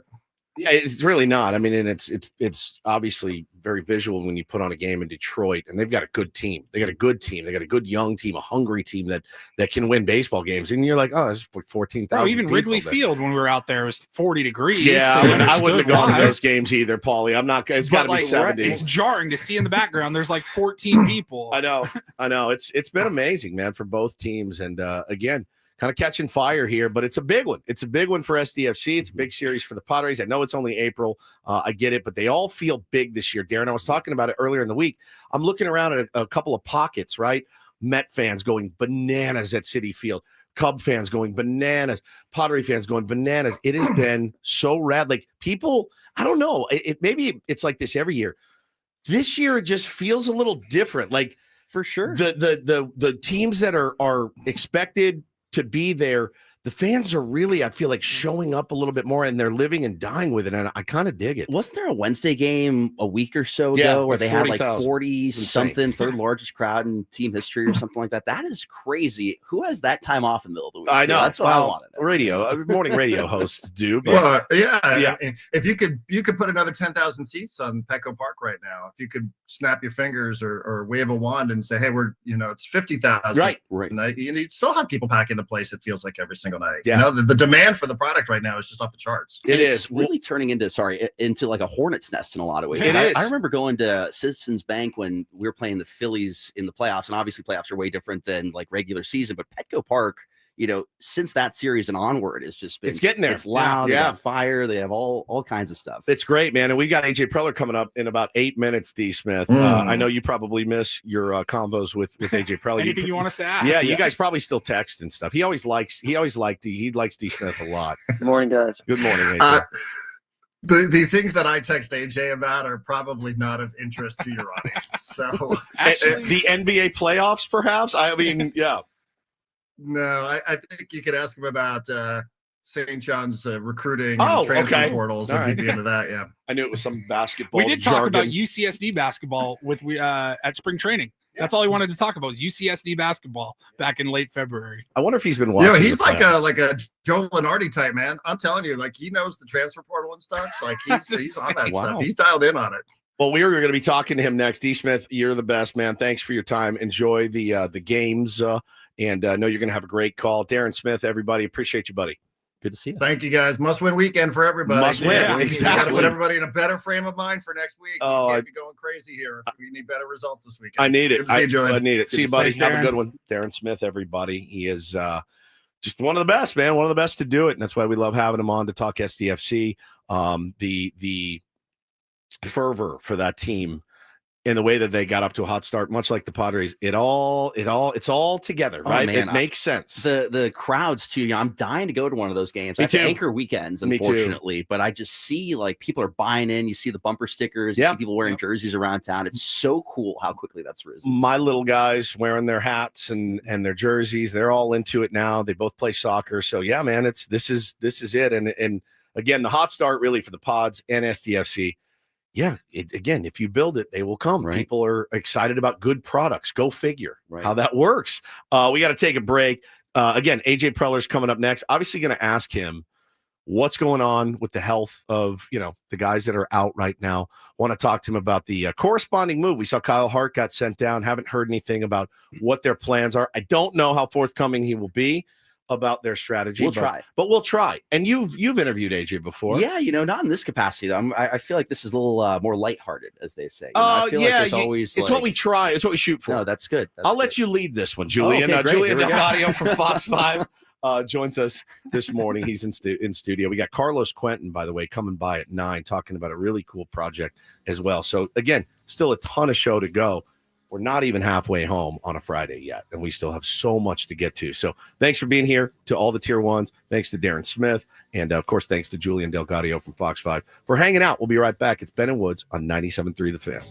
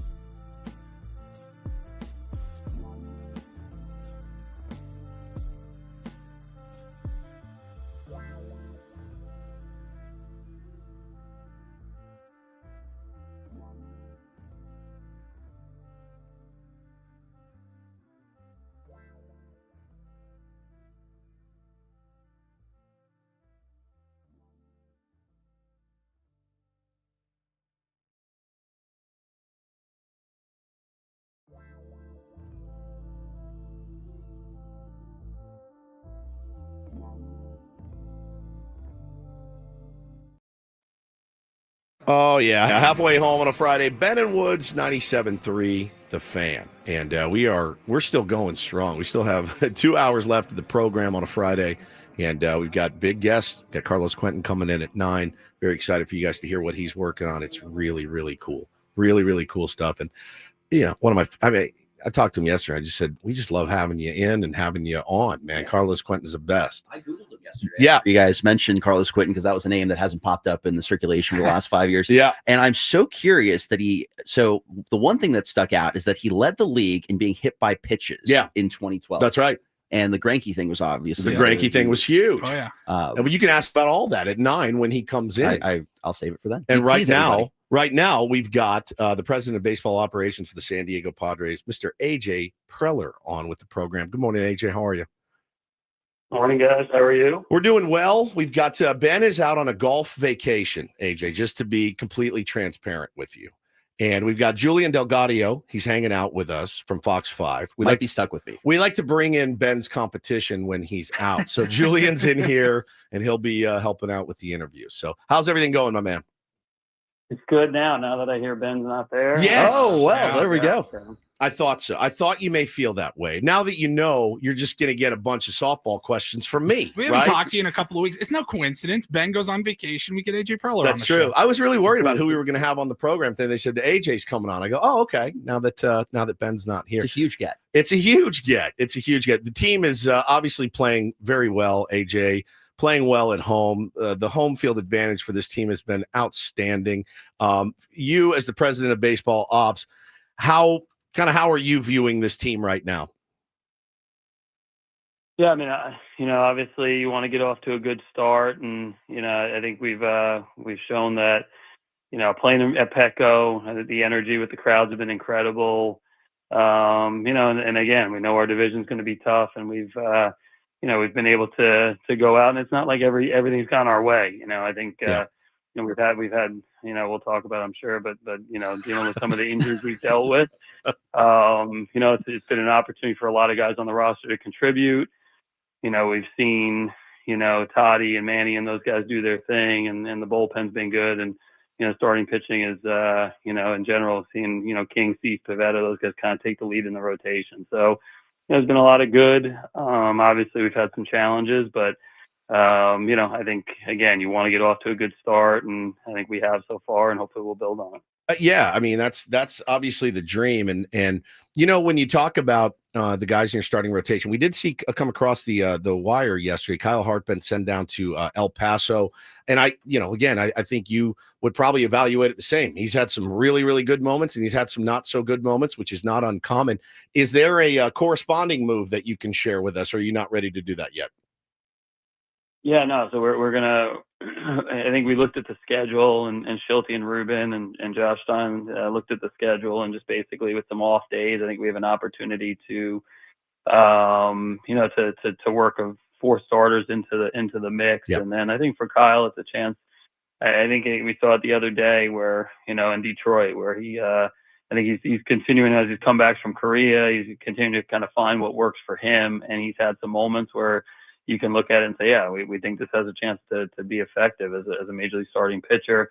So I think he's going to help us this year, and I think he's going to go down to AAA and kind of keep refining some things. And then we're going to bring up Ryan Bergert nice. And just kind of, just lengthen the bullpen. So, at the end of the day, Ryan can do a lot of different things. He's been starting in AAA, but it's an opportunity for us to add another arm to the pen in the stretch where we have some off days, get our top starters, where they're still lined up from a rest standpoint, but they start to line up, in a spot where they get regular work, and we get a chance to get Kyle Hart down to AAA where he continues to work, and, expect him to be back here probably pretty soon, honestly. Well, we can never say again that AJ Preller does not break news on Ben and Woods, because he just been asking for 7 years. Yeah, man. Finally, the Ryan Berger coming up. That's really cool. Ben leaves, and it just opens everything else. All right, AJ, who are you trading for at the deadline while we've got you going? Ben's right not here. Now. Remember that.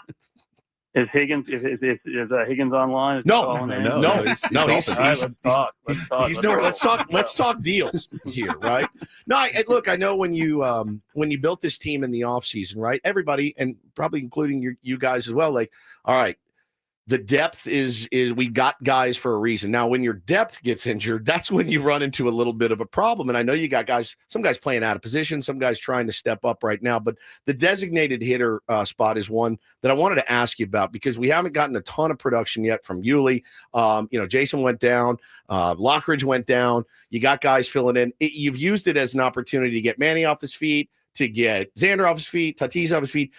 What is kind of the plan right now? I know Campy's tearing the cover off the ball at AAA right now. Are you guys looking to make some changes there?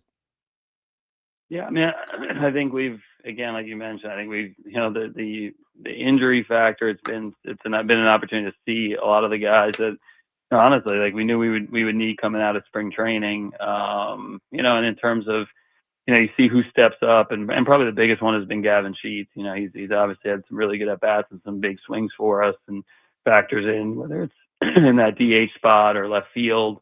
But yeah, I think it's a spot we knew there'd be some competition. There's going to be some different looks that we have. And, whether it's some of the guys that have come from AAA, Tirso or Oscar Gonzalez, whether it's some of the guys that, some of the veteran players that, Hayward and others, we've given them the first crack and the opportunity, but it's going to be something that we keep evaluating throughout the first half of the season. And, you mentioned Campy, he's swinging the bat really well in AAA. I think you want to have a deep lineup. I think when we get back, some of the regulars will start to lengthen out. But right now it's an opportunity for some guys to show that they can contribute at the big league level. And I think that's going to be something that we're going to keep watching here in the first half of the season about just adding another bat, and whether that's, in that DH slot or another place on the field. That's something that we'll keep looking at here as we go. Talking to AJ Preller, president of baseball ops for the San Diego Padres. And so, yeah, I mean, obviously you lose 4 of your starters. Can you give us an update on just kind of how everyone's doing? I mean, we know when Luis is supposed to come back. That was a horribly scary, awful moment.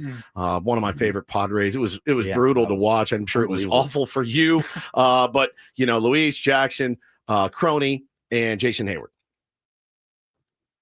Yeah, I mean, I'll start with Luis. Obviously, you mentioned you get into Sunday night baseball, and you're excited to see a good game, and a few minutes into the game, you're dealing with a really serious situation. So I thought everybody handled it well from the medical side. I'm very appreciative for the Astros and their group and how they handled it. But yeah, he's in concussion protocol, so he's doing well. He'll be at the ballpark this weekend. But there's some steps that he's going to need to take to get back on the field. So we take that seriously, and and then see how the next few days go for Luis, and hopefully he has a great weekend. And we're talking about Luis next week as ready to come back and play and bring his energy, his bat, back to Petco. I think with Jackson and Lockridge, the hamstrings, they've been progressing, and they've been doing well. It's just not an injury that I think we feel like, you can't really, there's no shortcuts there in terms of coming back. I think everybody's had pulled muscles and, any kind of muscle strain, you come back too soon. You look up and then you're talking about more months than weeks. So, I think with Merrill, with Lockridge, I think there's still some more steps that need to be done. They're going to start to progress on the field this weekend. From a baseball activity standpoint, we'll get a better sense of the time frame, but hoping we're now starting to kind of shorten that distance of those guys getting back on the field, and start to get a little bit better sense of when that will exactly be. Hayward is more of a day-to-day thing with his knee. We keep going on. Unfortunately, there's a bunch of them that we've been talking about. Yeah. And then Crony getting hit in the ribs and having the fractured rib. Again, I think had a good week. He was with the team on the road trip. I think it's a matter of him starting to figure out, how aggressive he can be in terms of getting back on baseball activity. If he hits the ground, how's that going to feel? But again, I think Crony, Merrill, Lockridge, it's probably not on this homestand. But I think we'll start getting more information this weekend and start getting a better sense of the exact time frame for them. I think they're kind of past the initial just recovery stage, and now they're going to start doing some more baseball activity here shortly. What's the latest on Darvish's timeline? He had a really good. He was with the team on the road trip. He threw a bullpen in Houston, and then another one, I believe, in Detroit. So he's starting to get some volume, and he's feeling good. I think from Ruben and all of our pitching standpoint, watching him, they feel like the pitch mix, the stuff, the crispness is there. And now it's more about building back up, and I think he'll start to continue to progress with bullpens, and then start getting them back into games. So again, I think the good news for for all of these players is there's nobody where we're looking at it where, hey, these are season threatening injuries or anything like that. It's just a matter of getting into the year, being smart about it, using the depth. And I think from Darvish's standpoint, he's starting to build up, and I think he'll continue that build up this week in terms of just getting some more volume, more bullpens, and then start looking at scheduling him to face some hitters and getting into game action right after that. Talking to AJ Preller here on Ben and Woods, and always appreciate the time, AJ. Last one for me. So yeah, we've covered the injuries. We were talking yesterday on the roundtable, and it's always a fun topic, especially when you're the general manager. It's AJ's going to be busy, he's going to be active. When you look at kind of how things are, and I know there's so much time until like the deadline but I know you've added guys, before the deadline and all that before, but how do you look at, when you look at the competition in the National League, especially right now, it's pretty insane. There's some really good baseball teams.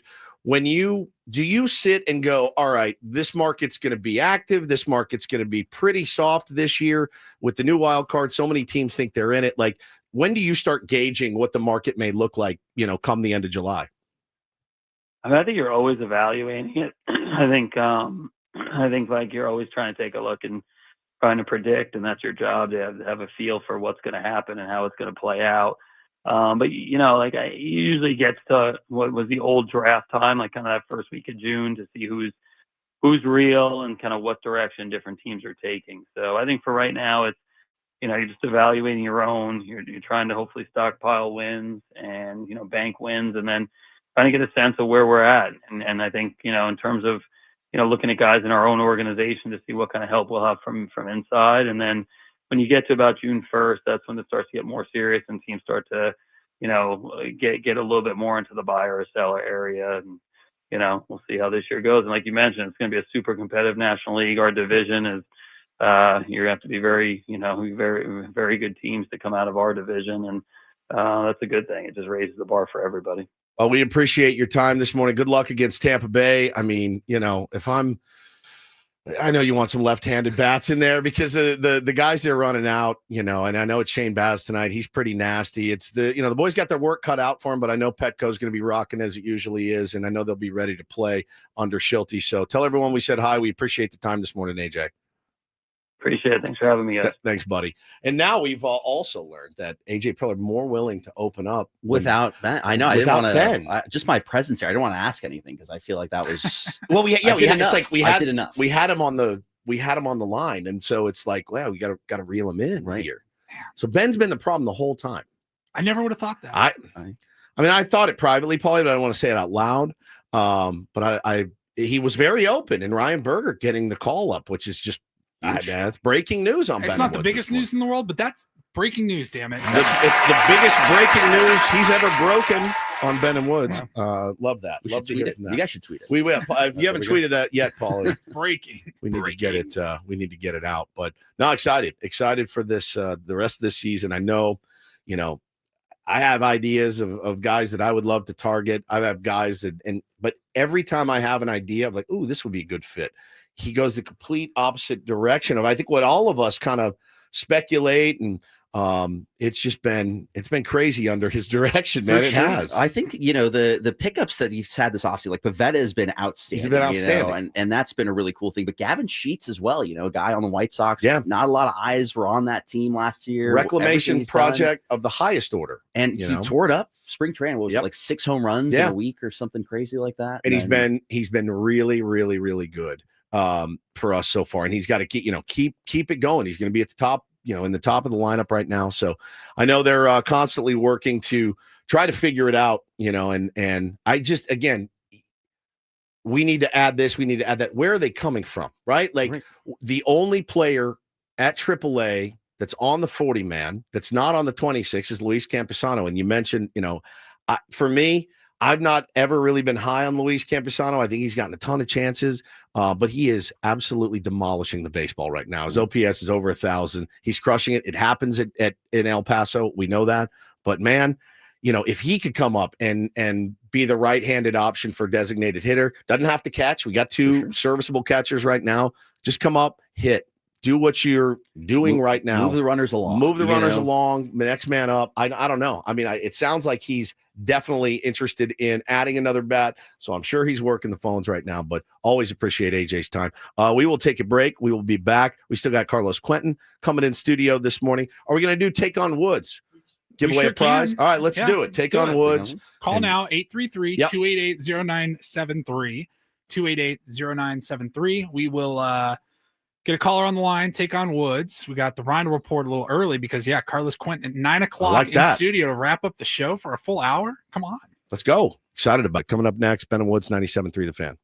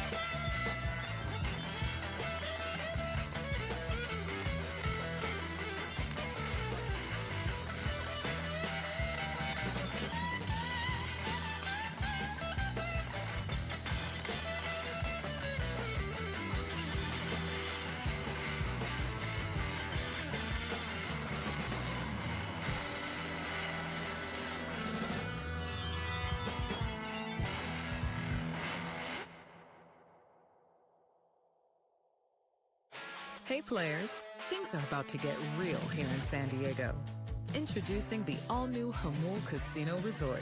With a 200-room hotel tower, exciting new eats and drinks, plenty of new places to play, and a luxe spa and salon. Hello, rooftop pool and deck. It's where players can play their hearts out and enjoy all the perks that come with it. It gets real this summer at the all-new Jamul Casino Resort, the players' place.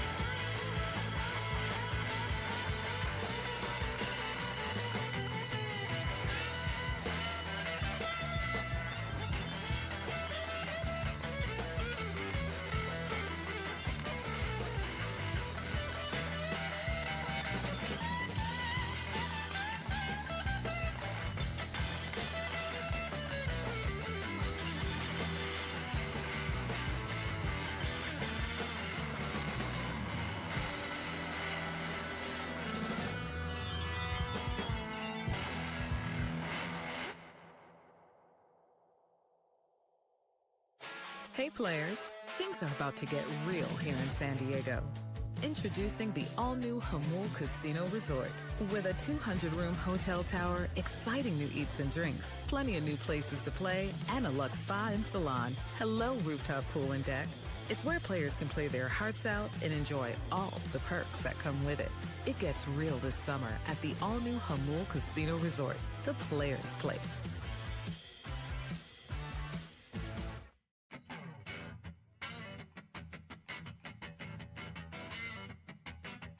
If you wanted to catch your breath, you didn't have time. Ben and Woods are back. 97.3 The Fan. Got our pal Julian Gaudio hanging in with us this morning. Hanging out with us in studio is what I was trying to say on a Friday. Blankenwoods. Am I the new Ben where I just start to lose it Fridays. at like 8:30? He's like, blah, blah, blah, blah.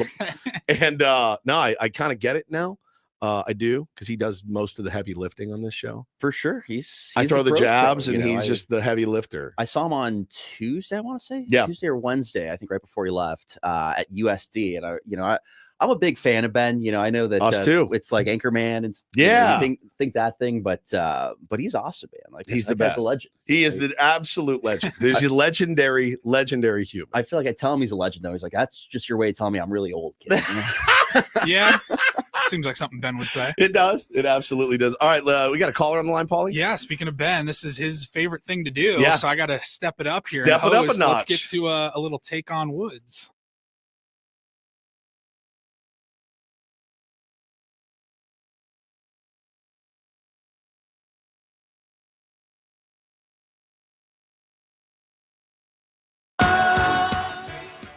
All right, there we go. Turn the mics on.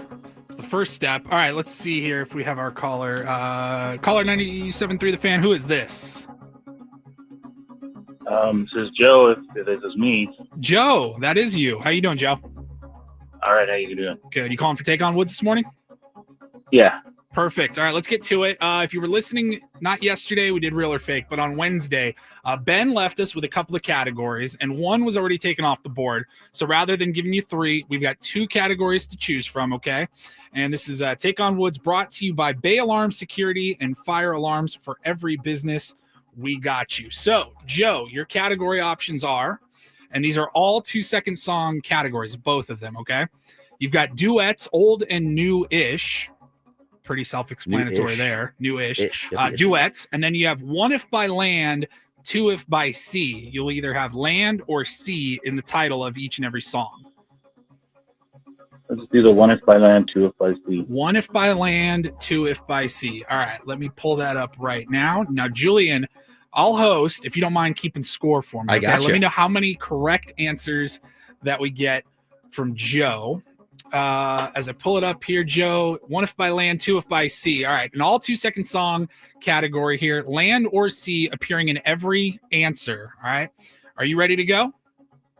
Yeah, let's do it. All right, your song begins here in just a second. The timer starts when I play the first clip. All 2-second song category, land and sea is what we're looking for, Joe. Let's take on Woods. I took my love, took it down. Landslide, Fleetwood Mac. Correct.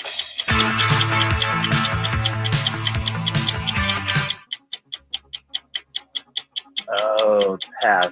Okay.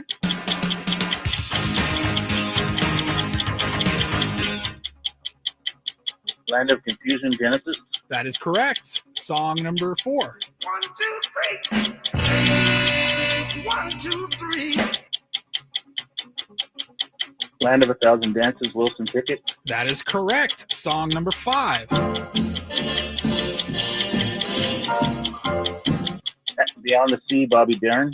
That is correct. Let's go back to song number 2.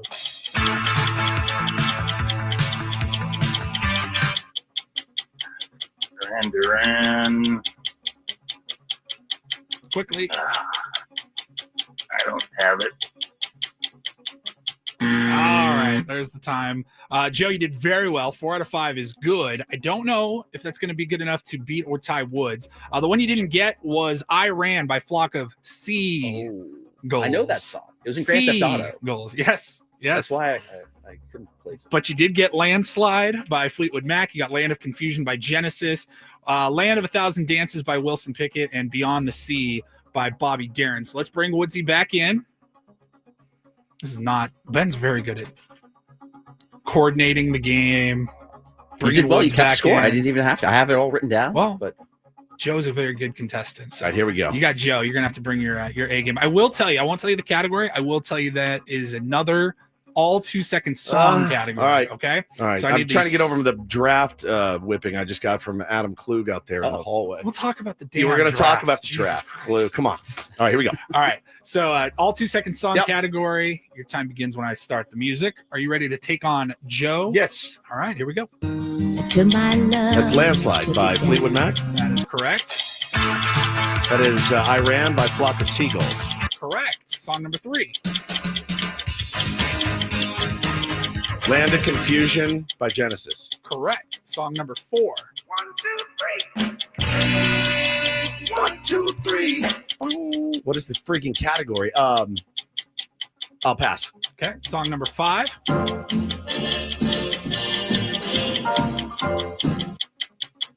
Is that How Lucky Can One Guy Be? Oh. That is not.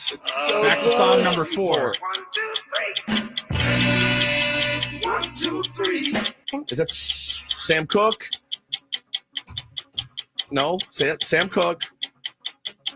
10 seconds.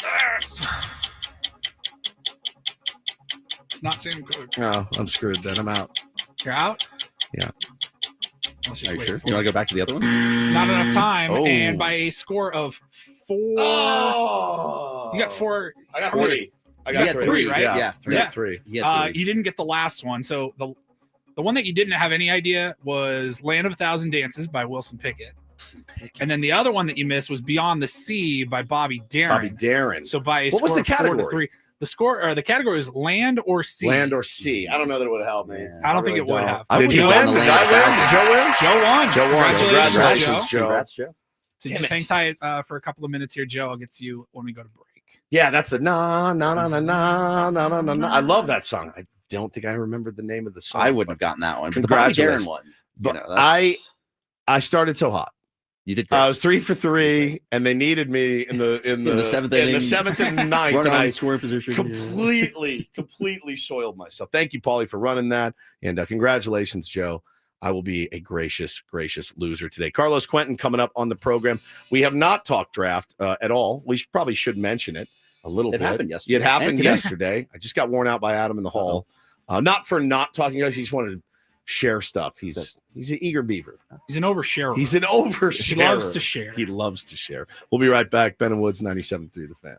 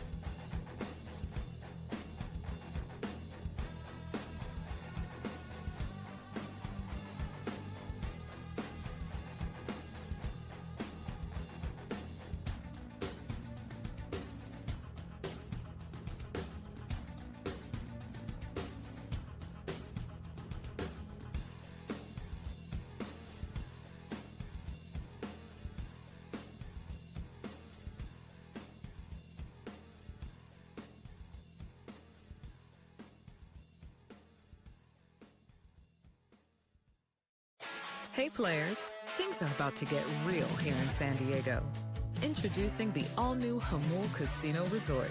With a 200-room hotel tower, exciting new eats and drinks, plenty of new places to play, and a luxe spa and salon. Hello, rooftop pool and deck. It's where players can play their hearts out and enjoy all the perks that come with it.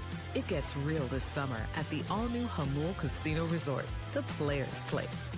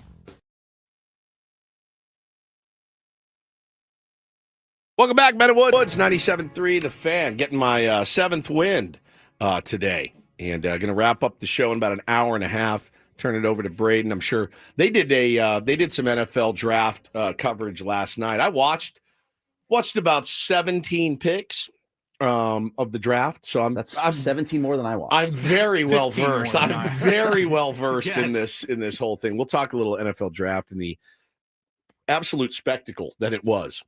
It is fun. This Shador thing that's going on right now. It's pretty is nuts. Unbelievable. We'll talk about that. Let's do a quick check of traffic with Kelly Danik, and we'll get into it. From the 855 Get Ross Traffic Center, protecting San Diego after accidents or injury, here's Kelly Danik. Traffic is sponsored by Jack in the Box, and if our roads are any indication, you got plenty of time to swing by there and get breakfast this morning. There's just not much going on, guys. We have this one crash broke down 125 past San Miguel Ranch Road, and it's over to the right shoulder, and fortunately, not really causing any slowing. Yeah, and you're going to want to sit down for this, the jumbo breakfast platter from Jack in the Box. You know you got time. Seriously, it's so much food. There's French toast sticks, grilled sausage patty, hash brown, and scrambled eggs, all for just $3.99. Get all this and so much more at Jack in the Box. That sounds so good right about now. I'm Kelly Danik with Ben and Woods, San Diego's #1 sports station, 97.3 The Fan. Started here with our what is happening? Today's edition of the Reindl Report. Now tuned into the greatest. Welcome to the Reindl Report with Paul Reindl. Hi, Paul. All right. 2 stories from the world of sports that we haven't gotten to yet. We'll start off in Major League Baseball. And 1 story that you didn't know you needed. Are you laughing, biatch? It's the Reindl Report Hey, Paul, how you doing? Okay, how are you? on 97.3 The Fan. Are you ready to bless the mood? I need some help, please. That was good. Can I get a yeah? Oh, yeah. All right. Yeah, we were a little out of sorts. Paulie had Joe still on hold from Take on Yeah. Woods, get us info. Adam came in, handed us a camera. Like, Uh-oh.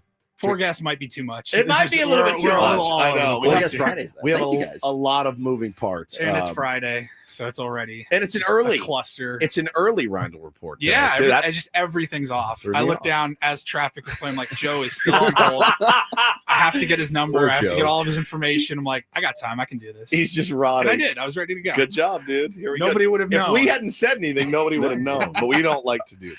All right. Happy Friday, gentlemen. Happy Friday. Yeah. So, Julian, we like to make history on the show whenever we can. We already made some history with breaking news from AJ Preller earlier in the 8 o'clock hour here. I think we've also made history as being the only sports talk radio show in America to go 2 hours and 41 minutes into their show today and not have even mentioned the NFL draft. Beyond impressive. Thank you. Yeah, thank you. I'm Thank very, you. very happy about that. That's how we like to roll Oh, here. I love the report cards already. Well, I you mean, know. it's just such a spectacle. It's It such a is. spectacle. It What they have is. 250,000 people there last night. Descending on Green Bay. Unbelievable. It was incredible. I mean, look, they do it right. There's no question. Now, I don't like them yanking teams out of cities like they did here in San Diego. That's obviously not great business. But when it comes time to do things like that or like this, nobody's better. They tease of their schedule release. I mean, these guys know what they're doing. I man. opened up the ESPN app to check something regarding the draft, and it's like breaking news. Adam Schefter says the schedule will be released on May 14th or something. I'm like, It's so good. great. It's- fantastic. they know how to market their product. They do. They're elite in that sense. And we're but- different because we don't have a team anymore Right. here. So it's just a little it's a little bit different. We're a little bit salty still. No surprise, Cam Ward goes number 1 to Tennessee. Travis Hunter, Early number 2. surprise. Yeah, Jacksonville trading up to get him. He's going to be. Yeah. I I already love this kid. I do too, but all I kept picturing is their weird head coach and Travis Hunter. You remember Duval? What's his name? Liam Cohen. Liam Cohen. One of He the- fixed it like a week later, though. How many times do you think he practiced that in the mirror? you couldn't have gotten worse than the very first one he did. It It was like really bad. we must have played it 50 times the next day. I mean, honestly, I was like, I can't stop watching this guy. no, The face, the eyebrow the thing that he eyebrow did, that Duval. was like- It was like, man, that's a weird first impression. Yeah. I mean, a very, very strange one. But I thought that was a really, really savvy move by them to move up and grab Travis Hunter. And you know, like they said in his interview, he said, "No, I've talked to these guys. They're gonna quote, let me do my thing." So cool. It's hard though, right? Like you get a guy like that that's such a good cornerback, right? He's so good. You're like, buddy, this is the NFL. This isn't college football anymore. We can't have you playing 1,500 snaps or Right. something. You're, We you're can't. at risk Like, of injury at this it's point. They're just- paying him whatever it is. So I think the move is great. We'll see how long he wants to do that, how long that they allow him to do that. I thought the Abdul Carter pick was phenomenal. Watch that. I'm a Notre Dame fan, so when they played Penn State, I watched that guy. He was ungodly. I know they're your Raiders, not my Raiders. Right. But I'm Genty, actually yeah. excited that Genty's going to Las Vegas I with saw Pete that Carroll's too. offense. I think that could be fun. The grin on his face when they brought that up, they're like, "Hey, man, new head coach Pete Carroll loves to build his team around a running," and he just grinned from ear to ear, like, "I get to be the guy." I thought that was a great pick. I was just talking to Adam in the hall. He's a huge Atlanta Falcons fan, and they got mocked. They got mocked pretty roundly for their moves. Now, I didn't see anything terribly wrong with it. Adam loved the pick out of Georgia that they had, but they traded next year's first. Anytime you do that, you better really love this player. You better really be excited about it. But no, I like the draft. I love the spectacle. And, of course, I love hugging mom and dad when they get the call. Did you see the vomiting baby? I didn't see There was a vomiting baby. Baby was getting like rocked. Yeah, there was like they were like she was holding him in her arms and like clapping at the same time and like bumping the baby's head. What and was he spit up? Who was the pick? I don't remember who the pick was. My favorite thing about the draft is like the wives and girlfriends club. Yes. Typically the girlfriends club. Yeah, you the see the girlfriends look club. on their face. Yeah. My favorite's the Gia Duddy, Will Levis one where she's just looking real angry that Oh, hasn't yeah. been drafted yet or anything else. Like, oh, this is good. This is reality the TV. Russell Wilson one on from like top. 12 years ago. It's the best. It Yeah, circulates that was good, too. every year during the draft. I just, and let's talk Shador. There are people that like Shador. There are people that don't like Shador. There are people that like Dion that don't like Dion. I actually try to put myself in his shoes last night. And I thought, oh my God, this has to suck. I mean, yeah, there have been, and I'll say this, he could be a 100% complete and total bust in the NFL, which, by the way, nothing to hang your hat. It's happened to 100, thousands of Jamarcus Russell. Right. But for him to sit and have to watch everyone get drafted, to have to watch teams that need quarterbacks desperately go, nope.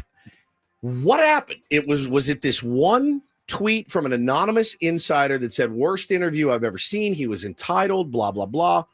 Man, think about some of the guys that have been drafted in the first round that had legal issues, that had violence against, like, a lot of looking the other way. But for whatever reason, they said, no, I don't like the kid. Never been in trouble. Got a 3.1 GPA. Yeah. Got his number retired. Let's not forget that. And I'll tell you, man, I think the way he's gotten treated in this is pretty rough. Now, you can use those critics as footstools. You can. And I think, listen, it remains to be seen whether he's an NFL talent or not, but that's true of every single guy that was drafted last night. Every single one. And I think about some of the guys that have gotten a lot of praise who have been a lot worse human beings than Shedeur Sanders, as far as we know. But you also have to wonder how much his dad plays a factor in this whole of thing, course. and how much he's trying to navigate that. My other thing, too, is, Shedeur had quite the setup for his first-round draft party and everything He else. did. He was Which trying is- to launch had a to go up and give brand. a speech. Which is more embarrassing. And Does he go back to that tonight? Like, what's the game plan on that room? Man, it made my stomach turn because I think, obviously, the way, and that's not the way he's wired, but I think you have to play it a little bit more subtle when you get to the pros, right? You do, and you have to be subtle. Nobody wants to hear this, just or a rookie making noise. 100%. I liked watching the product for the first couple of picks that I did see. I liked the cool tunnel that they had as the players walk from their tables with their families. It's like kind of a moment for them to like catch their breath as they're walking down this tunnel with all the teams listed, and they're walking down to the stage. All right, time to get ready to go on stage. And then Travis Hunter had to go do his press conference in the back there, and he's like about to answer a question. He goes, hang on, wait 1 second. And he was listening. He goes, oh, I thought that was Shedeur. He was waiting for his buddy to get picked, and it just didn't happen. And you think about him in Colorado and what he was able to do with literally no offensive line, like none, and put up some good numbers. Matthew here says he's not a first-round talent. He's probably not a second-round talent. Man, I disagree, because the kid was a top 5 pick until this week. For sure. So that tweet must have carried a tremendous amount of weight. And again, things go around the telephone game. You know how it works. Yeah. And listen, like 24 hours ago, if somebody said Shedeur wouldn't go in the first round, I think the three of us would be pretty surprised by that. I would have been, but he'll be picked today. Somebody's going to take a chance on him. But again, hopefully a kid like that, if it was my kid, you know what I would tell him? Use all of this. Yeah. Wear that chip on your shoulder for the rest of your life. And Deion's going to be great for It's that. just going to make you better. It really will make you better. So we'll see how the second round of the draft plays out today. But yeah, man, some good players off the board. Pretty entertaining first round yesterday. Well, that's your NFL draft. There it talk. is. There we go. Now, I have a second story, but I'm going to hold it for a little bit because I want to make sure we get to our final story. Because earlier in the week, we played the clip that had gone viral of the Australian sisters, Strap in. Bridget and Paula Powers, and they were talking about how their mom came like face to face with this gunman who had wrecked a car. Have you nearby. seen this, Julian? No, I'm looking it up on Twitter right now. Okay, It's so just Australian twins. Yes, they I might went get in viral trouble for that. Actually, they went viral for Mrs. talking in unison at the exact same time. They're identical twins, and we they played talk it. in Ben unison. almost fell out of his chair laughing. I did see that. Yeah. They were saying the same. Yeah. I have an update to the story. They go viral Immediately. worldwide, and they did another interview recently this week with a local station out in Australia, and they had to ask them about the talking in unison and all of it. Here you go. We have tried to talk separately, but we're not ourselves. Clearly, wow, speaking in unison is a thing that you do. How? Yeah, that's right. How does this happen? Well, it just happens, and we don't know why. But we have tried Pause. to talk separately, but we're not. Pause. I'll tell you why.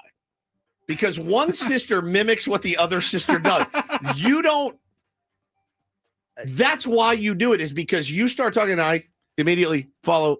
everything that you say. Right. And there we go. That's why you do it. Purple says I'm going to stroke out again. Bro, me too. Ourselves. It's not us, and it's very hard. And and we don't care about the critics. We tell people if they can't stand listening to us, simply just switch off the TV. Do not switch off the TV. Guys, do no. not. Do not say that. Okay, please, no. I want to be clear on that. But sorry, how does it feel? Paula, I'm going to ask you a question, and I want you only to answer. Oh, God. Paula. Here we go. Okay, well, I'll try and answer as best as I can. Okay, I can see Bridget trying to speak. I also think it didn't feel right. It's so. How do you know what is going on that means that when one of you speaks, the other one just instinctively has the same thing to say? What's going on? Oh, guess what? I wish I could answer that question. It just happens. It's She's mimicking. She's just mimicking what she's saying. I love that line. If you don't like the way we sound, turn off the TV. If only they said radio, that could be our new slogan.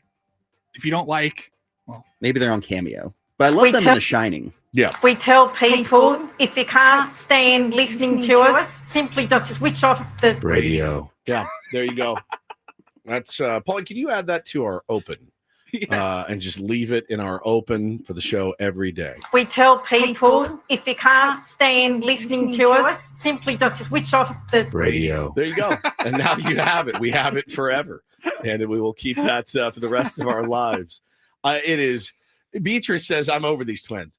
Beatrice, I can't get enough of these. I want more. I want more. You know, it's really incredible. People go viral over the craziest. Yeah, Hawktua. thing. I mean, oh yeah, we got a lot out of Hawktua, as we usually do. I'm feeling the telepathy in here. So stupid. It's so dumb. Tyler says, I hope they get on Cameo. They're going to get a fortune out of the Ben and Woods program. There's I'll tell you that no right question. If they went on Cameo today and said $450, we'll have Cameo by Monday. Start it. Hopefully they start like, hey, we'll do it for $69, and we do it. Get in early. Probably put a notification on your phone. So if they do join Cameo, then we can get a cameo from them. I can't get enough of them. I'm sorry. It makes my skin crawl, but anytime they're on, I'll be watching. Is there any other what do they do? I have no idea. I don't know a whole lot about them. I have no idea. Together. Can we get them on the show? That would be great. So Soon. make some calls to Australia. So soon. Good. So good. We tell people if they can't stand listening to us, simply just switch off the radio. There you go. Such sage advice. Just save $500 on that. That's right. Just such sage advice. Thank you, Paulie, for the Reindl Report. Have you heard from Q yet? Let me check. Carlos Quentin. He said he's here. Oh, 1 he's minute here. ago. All right, so we're going to go to break here in about a minute. Yeah. And then I get to go run down and grab. I want to tell you guys right now what he's going to be talking about. He's a little league coach. His dad, and obviously big baseball player, and talked to him yesterday on the phone. He's like, I want to tell you what I'm working on, and he's really, really passionate about it. It's mental skills for kids, and it's just an area that is so underserved, in my opinion. I know it is for the kids I coach, right? Baseball speeds up on you real fast. Mm-hmm. It really, really does. And this is a way, and I just loved his idea. I've heard a lot of pitches, man, over the years. And this one, I go, Q, you are really, really onto something too. And as big as baseball is in San Diego, and really all sports, I mean, it's for every single sport. And really, it's for life too. I'm going to let him tell you about it because he's much better at it than me.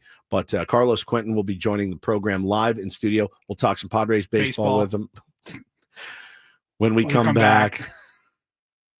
Right here on 97.3 The Fan. San Diego's number one sports station.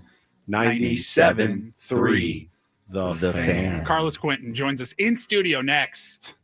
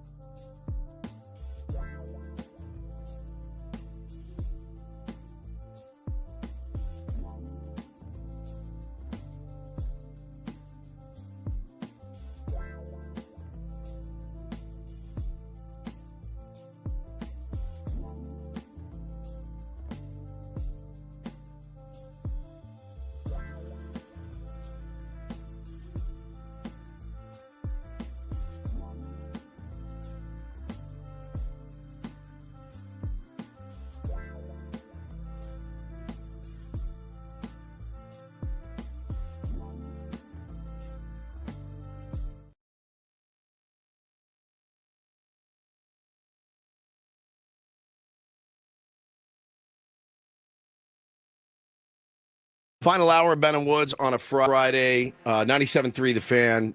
I'm very happy that our next guest is here. He's in studio. And Padre fans, of course, will remember the great Carlos Quentin, who joins us live in studio. How are you, buddy? Woodsy, thanks for having me. It's my pleasure, man. Good to see you. Look good. Look fit. What's that like? Ditto. Fitter than last time, maybe. No, you're looking I great. got a trainer. Good. Yeah. I'm trying to do the same, trying to watch what I eat, track my macros a little bit. I still don't know what a macro is. I really don't. And people have tried to explain it to I me. did like a food thing that was like a macro based, and it really helped. And I still don't know what it is. I but it still don't helps know how a to lot. explain it. Can I try it? You please. All right. For the 100th time, macronutrient, basically protein, carb, or I'm going to mess this up. Protein, carb, fat. Protein, carb, fat. And then they assign values to them and they multiply. It's better if your trainer gives you like a sheet that multiplies that, unless you're going to track it or not. I'm not going to. Okay. I'm not going Fair. to. Cheeseburgers don't fall into that. Cheeseburgers aren't in there. What's We'll the get you a internet general macro? category so you can press a button. Honestly, I thought about that as like, this would be easier if we just had it all assigned and I could Yes. talk into something. Yes, that's exactly right. Maybe something's up. Well, you're looking good, man. It's funny. Carlos texted me the other day, and we've got to spend a little time together when the Padres did fantasy camp. When they did it locally, it was such a blast having you out there. I think he was, giving everybody advice on what to do, and was awesome. it's good to see you again. It was great to hear from you, and what you're working on right now is. I thought, as soon as you started telling me about it, I go, dude, stop. We're good. Like, it's absolutely something our audience will want to hear about. We have a lot of parents in our audience. We have a lot of parents of athletes, but it's not just for athletes. So give us kind of your pitch on this thing. Yeah, I mean, it's kind of what I've been working on since I got done playing. It's a reflection of kind of my story as a kid and my relationship with sports. I fully acknowledge I lived a kid's dream, right? Sometimes I kind of preface that with it doesn't feel like that sometimes. I always have to remember and remind myself how grateful and thankful I am for what I was able to achieve in the game. But to be frank, I was a young kid, grew up in Chula Vista, and honestly was identified early, and that identification kind of shifted my life and my life trajectory. And how old were you when somebody came up to you and said, "Hey, dude, you've got kind of what it takes to get to the next level"? Yeah, I mean, it was to answer that question directly, I was probably 14. Wow. And then that change, you heard that news and you're like, okay, I dreamed about it. Maybe I'd never really thought it was possible. And you said it changed your life's trajectory. What happened there? So listen, I was a big Hispanic kid growing up, right? I could do things on a field. My parents put me in every sport to keep me out of trouble. That's just they thought I'd get in trouble if I wasn't in sports. And I played Little League the minimal amount of time, like for a very short period of time. I was, I was 8. They're trying to pull me up to majors, right? One of those kids. My dad coached, wasn't like a baseball guy. He coached, so they couldn't pull me up to majors, right? I played 1 year majors when I was like 10. And then somebody here, I won't mention the name, but it was one of the first competitive baseball programs, which is still in existence and has a philosophy that I'm going to say I don't agree with. Right. Kind of plucked me out of my Little League. I never played All-Stars. Wow. I got plucked out and I got put with kids that were a year and a half older than me, maybe 2 grades older than me. So I never knew anything beyond just trying to survive in the game. Yeah. I got thrown in right field. I've been a right fielder, probably one of the only former big leaguers that never played shortstop. Wow. Because I was a right fielder since I was 10. Because I didn't have 2 years of developing the skills to field a ground ball, right? And then all of a sudden, once high school rolls around and puberty happens, you start playing with kids in your own class. And then someone, I think at the time, remember Baseball America? Oh, yeah. They were one of the only publications ranking players. Now you have it ranked, players are ranked all the way down to 8th grade. Yep. A publication came out maybe my sophomore, my freshman year. And, I had a good summer. And it ranked me like the number 1 15-year-old in the nation. I was only 14. Wow. That's unbelievable. And the world changed. Yeah. Yeah. And then when did it, obviously there's pressure and you feel pressure and you obviously rose above a lot of that and were able to get to the big leagues and have a really good career. But when you're 15 years old and you're in a magazine, you probably start feeling yourself a little bit, right? And you probably start, for you, did it change like the way that you were? Did it change your attitude? Did it make it harder on you? Was there more pressure? Like, how did that play out? Yeah, it's a great question. And, I'm trying to think back to like 14, 15-year-old me, right? And all the different things that I was experiencing, a lot of it all, right? I think what I remember the most was the transactional nature of it. Yeah. Right. And it wasn't even just like from how people looked at me that I didn't know. It's even like, people I loved and cared about me, they kind of, the lens shifts a little bit, right? It shifts a tick just because it's like, whoa, hang on, that's a big deal. And now opportunities presented, right? I don't know. I was pretty like pragmatic kid, like, just like any kid, you want to play in the big leagues. Yeah. But you also want to be a doctor because you played the game of life and they make the most money. Right. So you're just like going through life trying to experience it. And all of a sudden there's like this tremendous opportunity, not just to, as a goal to go to college, which at the time, like my parents were hoping that maybe I could find a scholarship anywhere to prolong my education. But then you might have a chance to be financially sound for your family. It's interesting. So I think I kind of took it as like, this is a tremendous opportunity. I already had some work ethic built into me because, like I said, I was on a young kid on a team where I didn't know how good I was. I didn't think I was that good at all. Right. I was like in the middle. I was just trying to be in the middle.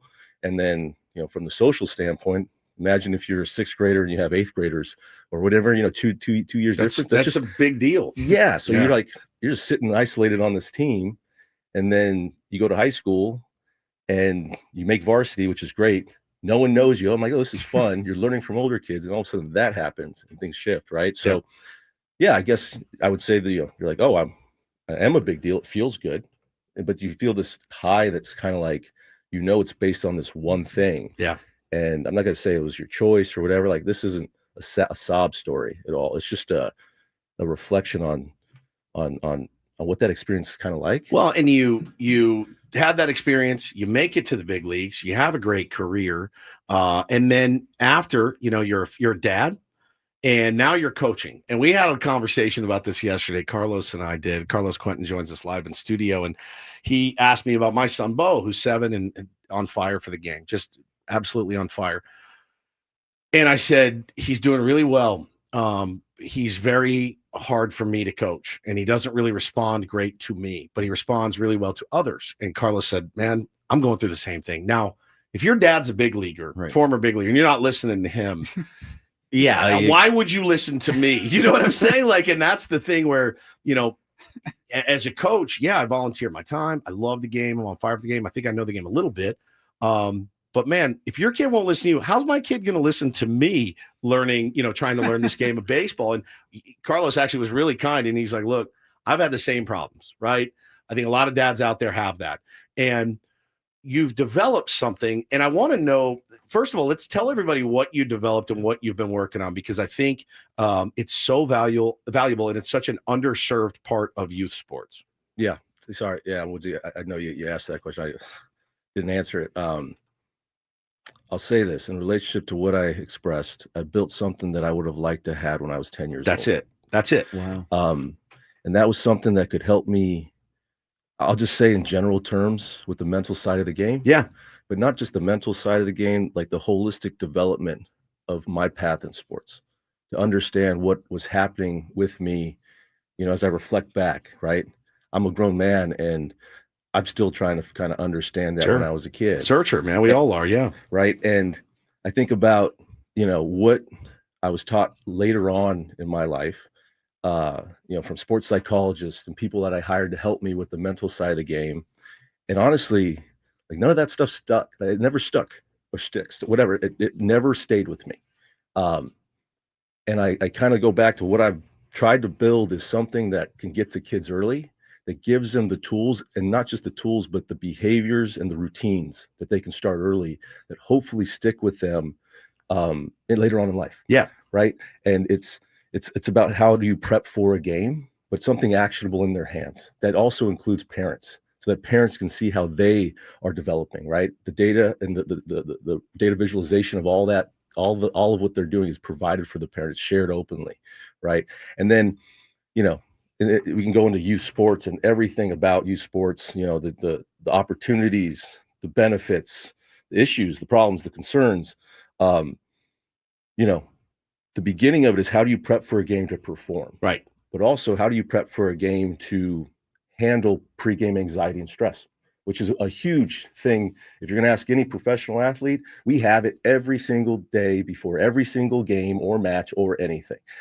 There's a little bit of something probably before you go on the air, right? You're a high-level performer in your field. Oh, right? I kind flop of sweats sometimes. Yeah. You need a little bit. Yeah, you got to have it. Just so you have, so you're ready. It's part of it. But you kind of brought it in and made it your own. The one question is, what is happening with a kid and how are they consuming it? So that's part of it. And then on the back end, as you build a routine that helps a young kid, it's the reflection side on the back end, right?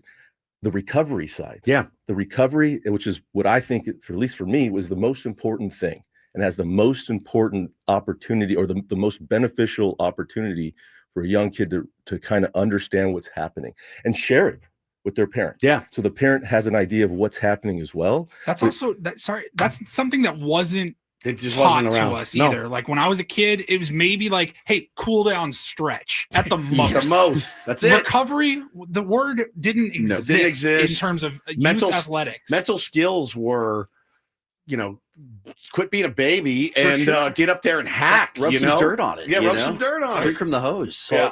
That's 100% accurate. I'm a grown man, and I don't even know if I have established routines for any of this. I was playing the big leagues. Yeah. And I don't have established routines for this. You hear about it all the time, and the great ones always talk about their routine. It's important. For these kids, man, I've loved it. I was saying on the air this week, I would quit my job if I could make what I make now to just go coach. I would do it. That's how much I love it. I love playing, and I love showing them, and I love watching kids improve most of all. But anything that can help them get their heads right a little bit, get their head right. And to be able to, we talked about it yesterday on the phone about, we all teach our kids how to brush their teeth. I know I can tell my kids now, go brush your teeth. I don't have to go in there and watch them. They have a routine. They know, Feel the toothbrush. Feel the toothbrush. Like, I know they're going to do it. How do we get this in kids, in our children to, it's not just for sports, because let's be honest, man, my kid's probably not playing in the big leagues. You know what I mean? But I want him to have the best experience he can. And I want it to be fun. It's hard. Dads, moms, whatever. We don't look at them as 7, 8, 9, 10-year-olds. We're like, I want you to perform. I want I want you to want to perform, all of that stuff, right? And the technology's finally there. It's finally there. Because I feel like when you were a kid playing baseball, there's no iPads, there's no apps, there's no conversations even surrounding. Even social media at that point hadn't taken off. Right. I feel like it's such a great point. I mean, listen, I think we all kind of understand as parents, what can happen with social media, with screens and everything. We want to limit it and have our kids adopt it at a certain rate and in a positive way. But it's also a tremendous opportunity if you compare it with something, if you can compare it and collaborate with something that a young kid cares about and is motivated to use it. So the question really comes down to if I know sports is that big in my son's life, right, or my child's life, and I can use that motivation to bring a good behavior in, then technology is doing its job in an effective way, right? And that's an opportunity if the system and the tools are built there for you. And to say one thing, Woodsy, about being a parent, my son, I failed him, and I won't get too much into this because I'll break down here because it's very meaningful. Yeah, I feel like I failed him early on because I was transitioning, and I inherently, from what I did, whether I want to acknowledge it or not, have just a whole bunch of information, especially about hitting in my head. I was helping a buddy's son in high school, and start talking to him, and I'm like, geez, just stuff comes out of me. I know, dude. Right. And I'm like, whoa, what did I just say? Right. And I'll say, as a former big leaguer, I have the capacity to get my son a bunch of information. Just vomit it on him, right? And how does he process it? But I have just as much of a potential to ruin it. Correct. Because of the intensity. Yes. And my experience. I was trained to go compete at a high level, as you all know that, but I was trained to go compete in an environment where it was cutthroat. Yeah. I am playing for bread on my table, and there is no room for error. Right. Absolutely none. And that's Think about bringing that to a young kid. Yeah, he's 8, 9 years old. And you're like, you were 14 when you found out. Right. This is You know how many like- times I've told my son, like, hey, son, I just don't smile that much. Wow. I just don't. Yeah. And that's who I am. That's who I am. And I'm sorry. Yeah. And just know I'm proud of you. And when you do something good, like, you know, kids feel energy. Yeah. If I'm just telling you, just trust that I believe that you've done something so well and that I'm just like, I'm programmed like a robot. Yeah. To some degree. It's so tough. I'm to the point now. I was hitting my little guy grounders before the game the other day, and he kind of played it off to the side. And all I did was I cocked my head and I gave him a look because that's not what he does. And his head hung like that. And then we were in the spiral. We were in the spiral. From that moment on, he couldn't get back, you know, and he ended up playing a really nice game, but it was pregame and he looked at me. I gave him one head tilt. That's it. I did not say one word. And he head went down and now he's upset. Yeah. And I went, oh my God. Like we talked about failing our kids. It's so fascinating. I want to tell you guys the name of the app. We're going to take a quick break. And then, so check it out. If you're able to do it right now, it's called Before the Field. It's called Before the Field. Before the Field. It's on the App Store. I downloaded it last night. I want to talk about the functionality and the purpose behind it and all that next when we come back. Ben and Woods, 97.3 The Fan. Carlos Quentin joins us live in studio. We will be right back.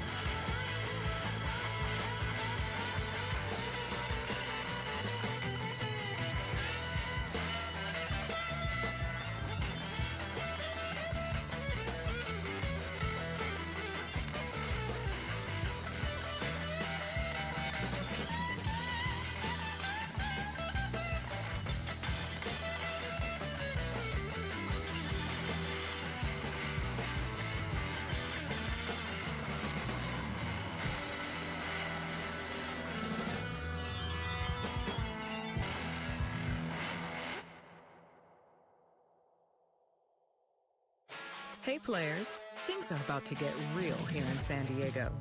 Introducing the all-new Hamul Casino Resort. With a 200-room hotel tower, exciting new eats and drinks, plenty of new places to play, and a luxe spa and salon. Hello, rooftop pool and deck. It's where players can play their hearts out and enjoy all the perks that come with it. It gets real this summer at the all-new Hamul Casino Resort, the players' place.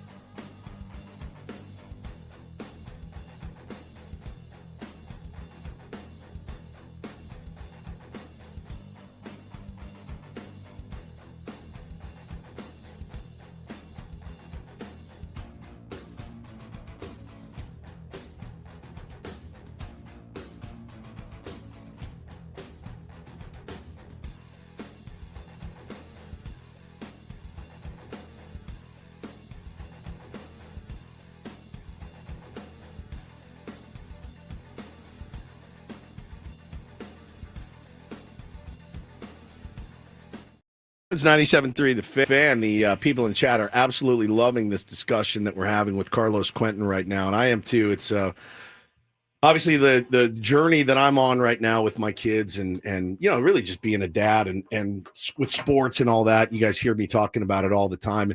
So good and refreshing to hear it from somebody that's done it at the highest level, certainly, and that's Carlos Quentin joins us in studio. We got Julian Gaudio hanging out from Fox 5 as well. And so this app that you have been working on, I downloaded it last night. It's called Before the Field. And I'm so in support of it, in favor of it, because we all want the best for our kids, right? That's really what it boils down to. And we want our kids to have happy, meaningful lives. And we want them to be okay and well-balanced as they can possibly be. And it's something that keeps me up at night, right? When you see your kid get down, they're down in the dumps, they really can't express why. It just rips your heart out as a parent. And then you think about and you talk about, the times that you failed your son. I have failed my kids so many times. And it truly has taught me what unconditional love is, truly, because I have gone to them and said, I am the worst and I'm sorry and I love you and I'll, we're together and whatever. And they're like, no problem. Cool. Yeah. It's just like, it's funny. I had a text from my dad this morning apologizing for something he said on the phone yesterday that I have no recollection of. Right. And I was like, yeah, what? yeah. What are you talking about? It's just this weird thing. And as a parent, like it's never going to go away. So what can we give our kids? And that's the thing. And I want people to understand this too. I think I don't want to speak for Carlos, but he's not in here trying to make machines, right? Of like, let's get these kids functioning at the highest level of little league baseball. No, that's not what it's about at all. Not even in the slightest. And I knew that when I talked to you and I heard you talking about your passion for it. And then I knew it when I downloaded the app and started playing with my son on it last night. These are tools for life. Right? Life beyond the field. It's called Before the Field. You can download the app. It's incredible.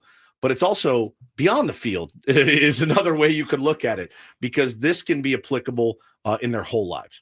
100%, Woodsy. To give you just a little of the background on how it was built, right? And, there's a lot of ideas in here coming from myself, my own experience. There's some combinations of learning about, how do you develop things on the tech side. But there's a little behavioral science behind it, right? And I was introduced to some of it. Cognitive behavioral therapy is the backbone of modern day sports psychology. That's what's kind of the default. It's used at the highest levels.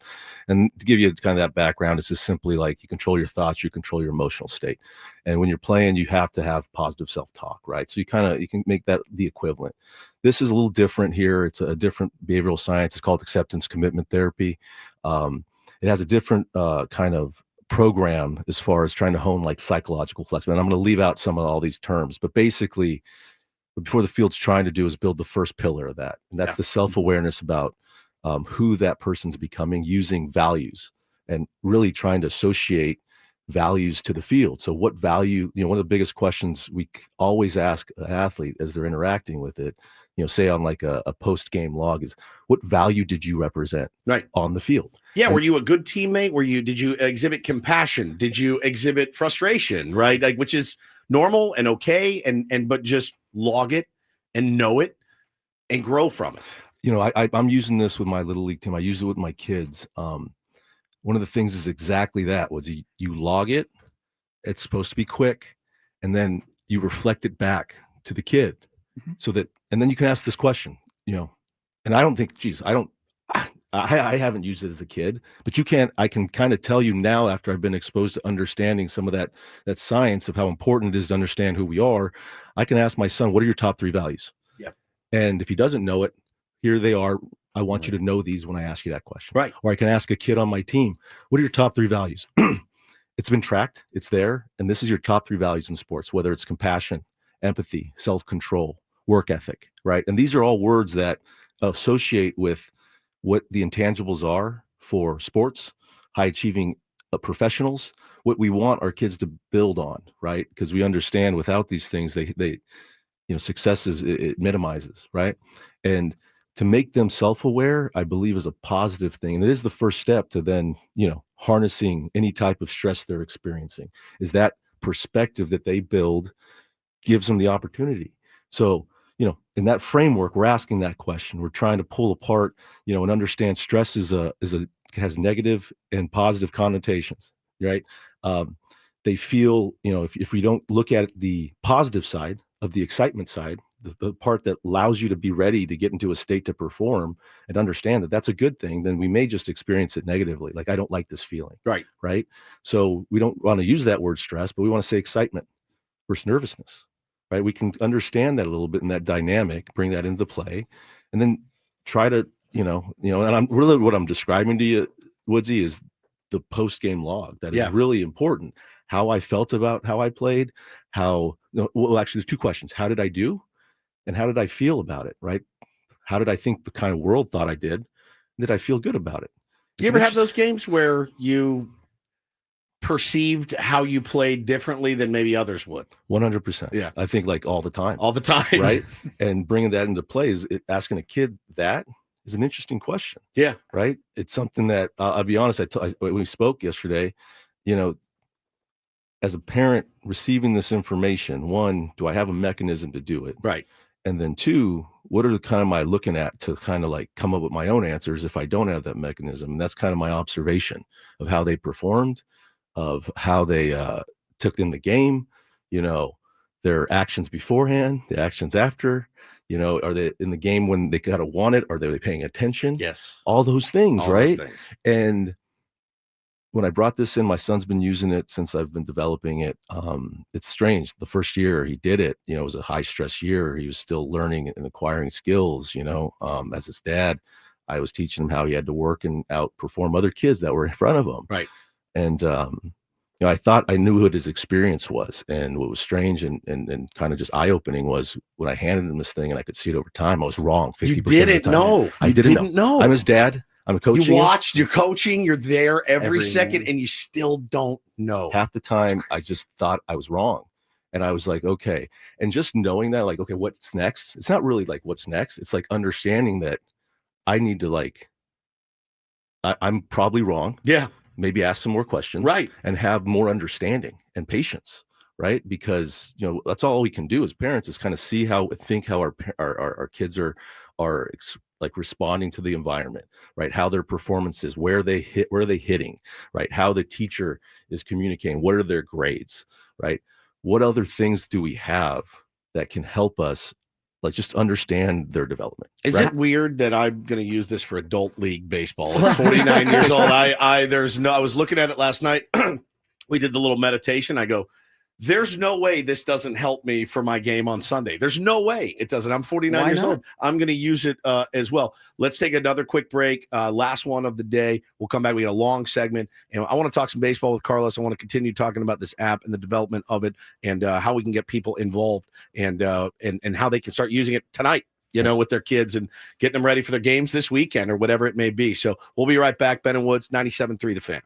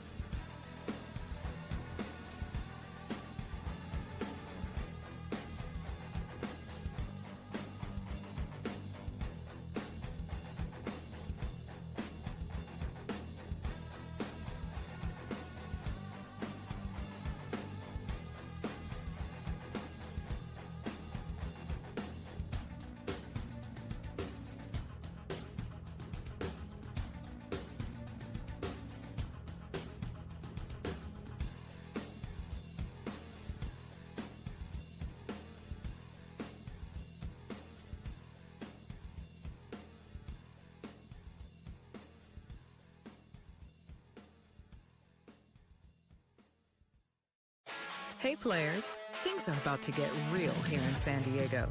Introducing the all-new Hamul Casino Resort.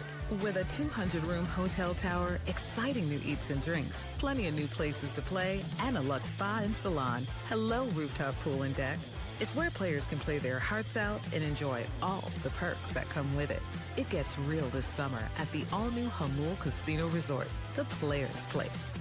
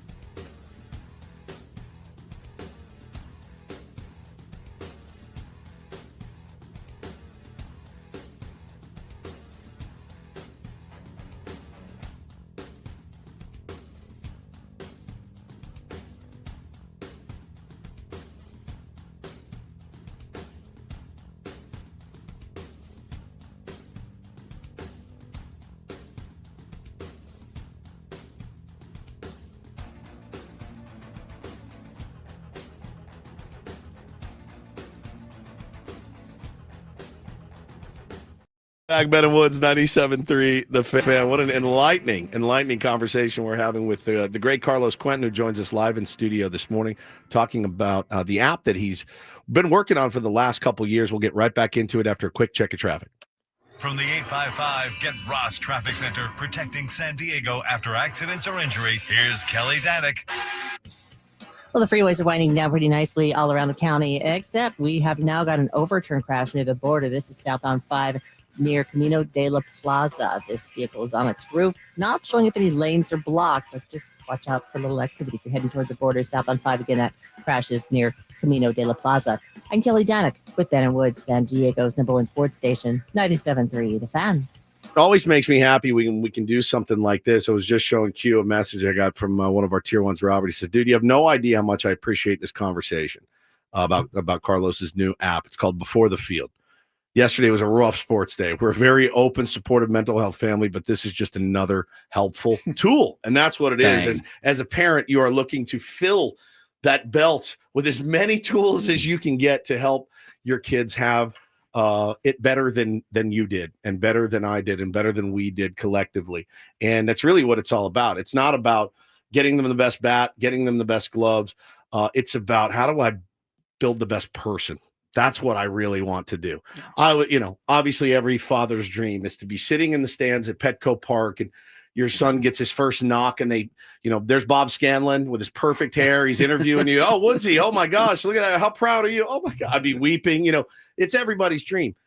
The odds of that happening are so minuscule, but Carlos did it. But Carlos did it. Right. And the thing is like, how do you as a dad take that and have that same pride and appreciation for just the life that they're living, the person that they've become? That's really what it's all about. And I love this app, and the tier ones, our listeners, are already downloading it and going to use it with their kids. So Carlos, great work, #1, with this thing. And what's kind of what's the next step? What's the future of the app, as it were? Yeah. Because I don't mean to cut you off, but there's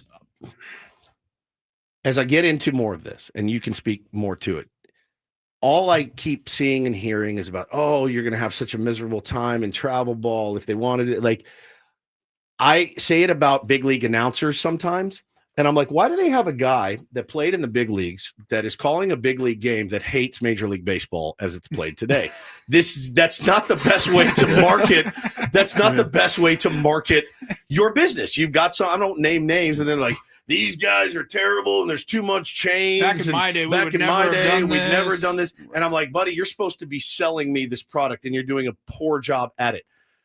All I see, travel ball sucks and travel ball this and travel ball that and baseball and Little League. And I've been party to it. There's issues, right? There's issues with everything. But, as you develop this app, what is like the bigger picture? Yeah, no, thanks, Woods. I appreciate it. I agree with exactly what you just said, right? Like, there is this kind of, look at this youth ecosystem for young kids. Yeah. You got 60 million kids playing sports between the age of 7 and 17. And there's all kinds of things I think we could agree. We could talk for hours about different issues and problems and potential solutions, right? I think that's kind of the missing ingredient is what are potential solutions? That's it right there. Because there's bad actors in Little League Baseball. There's bad actors in travel ball. There's bad actors in youth basketball, in youth lacrosse, in youth hockey. There's bad actors everywhere, and they're always going to be. But what are the solutions to, I don't know, weed some of those guys out, develop kids into loving the game, playing the game the right way, whatever it may be? So I'll briefly kind of like maybe describe it this way. And I don't want to describe it negatively, but I want to also like express it as the opportunity. Sports is the most influential thing in our culture. Yes. It is globally probably the most important thing that captures attention. If you don't agree with that, look at the contracts that are being provided for players. Look at the prices of tickets to games. This is a limited, a kind of 32 teams, 30 teams in the big league. Thank you. Sorry. Still don't know how former big leaguer, by the way. You asked me how wide the plate is. I didn't care. It's just like that's where they're going to throw it. I'm going to try to hit it. I'm going to hit it. That's I tell so many hitters, like, forget about where it is. Look in the middle of the plate. Try to just pound it. Own it. 26-man roster for 30 teams. That's right. Bigger bases. I don't know. So I'm sorry, you guys. I'm learning. I pay attention. Do you know this? They got a pitch clock. I don't know where it starts yet. I just don't. It's foreign, but I'm not going to judge it. Do you like the pitch clock, or is that just like does it feel? You would hate it as a hitter. You'd hate it, right? It's an interesting one. I look at the longer approach of like, well, the game's shorter, so that would have saved my knees. That's good, right? Yeah, yeah. And I'm and get you those getaway days. My God, those things drag. You're like, dude, we got to get on a plane. I mean, as I played as a player that was hurt, that played hard, but also took a lot of a physical toll on my body. I'm like, I could see how that would help a player like me. And how if I was playing, that would be beneficial. And at the end of the day, you want to keep the players on the field. Yeah. Because this big entity, like I was saying, this thing is massive, which means there's a ton of different money behind it. These are businessmen. They're making decisions appropriately. But then look at the influence it has all the way down to the youth level, right? And that's a good thing if you can harness just how important it is in their lives, right? So this is just, I'm trying to describe something that is so influential for young kids that we also have a huge opportunity to address that. This is why, as you say, what is the next steps for before the field? First, coming on here, like there's still features we're building out, right? This is an early rollout that we're going to start. This is pre-rollout. Yeah. It's live because I've always wanted it there, and it's been tested with young kids. It started with partnerships with USD, UCSD, Stanford, Mercer University, coming directly from D1 athletes. This is the foundation. So there's kind of two versions. One's for olders, right, for 14 and up, and the other one's kind of called Before the Field Kids. So internally, there's Before the Field Core, Before the Field Kids, so that every kid has access to it. 14 and up goes all the way through college, right? And that's adult ball. And adult ball for you. Don't forget about Bolo and Rec League, Before the Field Kids is the one that I'm trying to get to all the young kids. I feel like it can have the most impact. We both live in Encinitas. Yeah. Our kids both play in the ELL. It's 600 kids, 630 kids sign up for Little League Baseball. Are you kidding me? Like, yeah, this is an underserved area of the game. right now. Period. The end. It just is. And down the street in ENLL, there's 300 kids, 900 kids. They all have brothers and sisters. Everybody wants to play. It's bananas. And this part of it, I'm just afraid, like coaches, we as the dads, the volunteer coaches that didn't play in the big leagues, we're at a disadvantage in that we don't really know. I don't know how to run drills the right way. I mean, all of this stuff can help our kids just be better people. And as I used it last night with my son, my one critique was that it needs more slang. Honestly, like you have to have like skibbity riz in there. Yeah, because my kid, he's looking at it and he started to click one and I go, no, did you feel good or bad? He goes, I felt good. I go, it's this one over here. And he's 7, he's learning to read. It's for a little bit older kids. But I said, man, if you put some, like when I asked him the other day, hey, do you want to go take grounders? He goes, bet.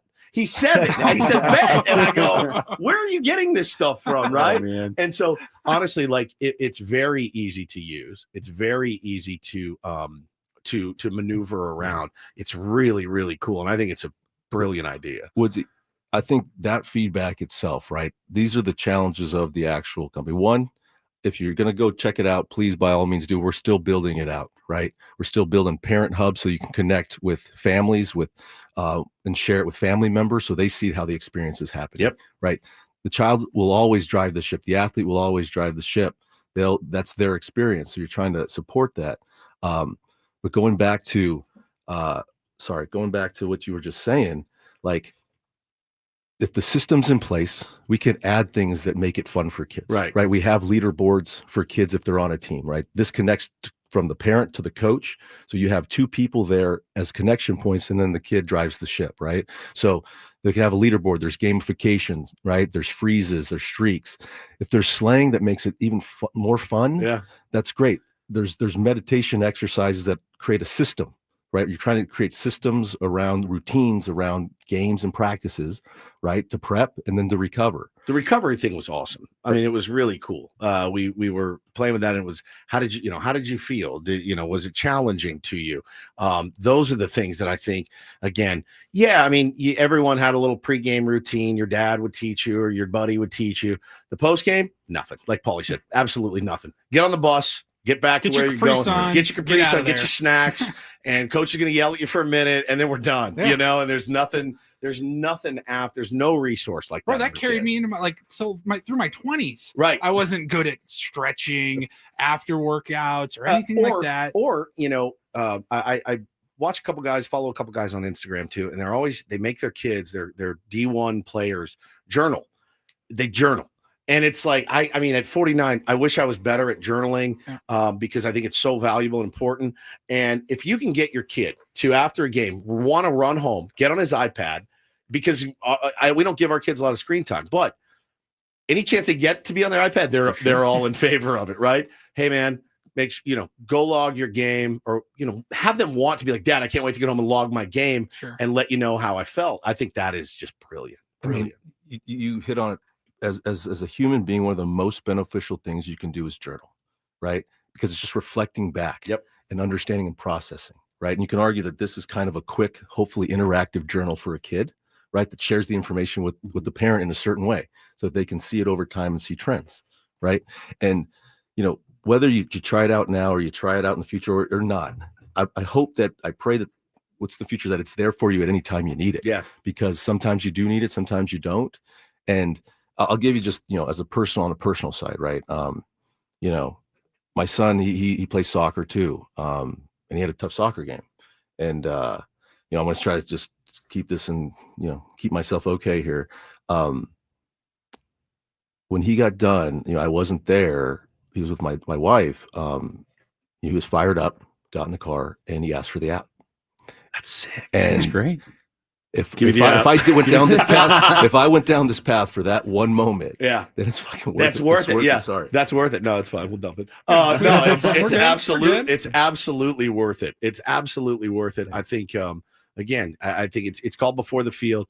Everybody out there should check it out. Got a few minutes left with Carlos here for the week, but man, when you look back at your big league career, you talk about your injuries. I know you're banged up a lot, but like, how much of this did you use Or were you like, did you journal stuff? Or were you like, I'm going to show up. I'm going to play as hard as I can. Like, how much could this have helped Carlos Quentin when he was in the big leagues? So I can only speculate, right? Part of this whole thing is, could this possibly be a thing? Could you, like, nowadays, this is how you warm up. And this is how you, like, at least for professional, you go to the cold tub and this is how you recover. Right.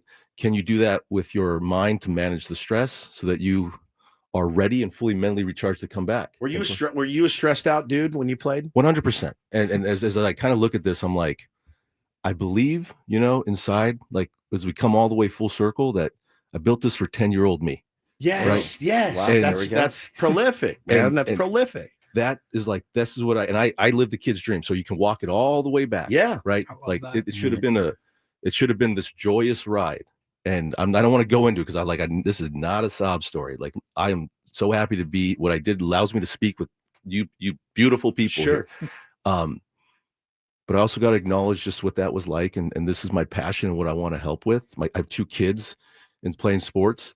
I'm trying to understand them just like any other parent, trying to help trying to help the ecosystem, trying to help the environment. Yeah, man. And then when I played, like, there's a couple things about me that got me where I as far as I did. And then those things I would say worked completely against me at the end. Wow. Right. And that was one, like, I had tremendous, I just like any high level pro, I had good work ethic. Okay. And then I had like a football player mentality where I fought every pitch, every at bat in the box. Like, I was fighting, there was a picture of me from college and there was no smile. You could probably look it up from, it's a Stanford biopic, and it has me looking at it like I'm going to smirk, like I'm about to get in a fight. Yeah. And I said 2 things. Okay. You have to have a fighter's mentality to go through and deal with the failure and keep going. Right. Everyone is good. You get to college, even high school now, everyone is good. Yeah. Everyone has skills. Yeah. What will get you further is probably between your ears. That's it. And if you're going to fight, that was the fighting mentality, right? That's it. Now, I'll say on the other side, as I look back, I didn't have a recovery. I didn't have any recovery mechanism. I ruminated on the game. Yes. I overworked my body. Yep. I broke it. Right. There's things now as I look back, like, I talk to, when I coach my team, I talk about fighting and competing. Right. And seeing that and being fine with any result, but knowing that deep down I fought and competed, and then doing it again. Yeah. Do it Over again and over. the next day. And then I end every practice and every game with like, okay, I've been real. I've coached you. Thank you for letting me coach you. Yep. One. Now you're more valuable than anything you could ever do on this field. It's to so your family, rad. to your parents, remember that. That's so good. And I just say that because, like, honestly, sometimes I wish I would have had that when I was a kid. No doubt. But sometimes it didn't matter. Yeah. But if I was a coach, I was just like, say it over and over. Yeah. Coaches they're different. Yeah. That's a different mentality than it used to be. I'm curious about like what a major league manager would tell you about the mental side of everything. You guys will have to talk about that off air because we only have like 30 seconds left. Carlos, I can't count how many times in the chat, text messages, DMs already this morning that people have been like, can we have this regularly? Yes. They want more Carlos Quentin on Ben and buddy. Woods. I told you. So we got to make this happen again, man. I appreciate you guys' time. This was like therapeutic. It was rad. It was rad. Preaching. It was really, really special. It was one of my favorite hours we've ever done. I can't believe it's already over, but we will be back Monday. Ben will be back in studio. I want to thank Carlos Quentin, Julian Gaudio from Fox 5. You guys were incredible. That was a fun show, made our listeners so happy. Hope you guys have a great weekend. Go Padres. Let's beat the Rays. And we'll talk to you guys Monday morning at 6 a.m. Full crew back together. It's Ben and Woods on 97.3 The Fan. Have a great weekend.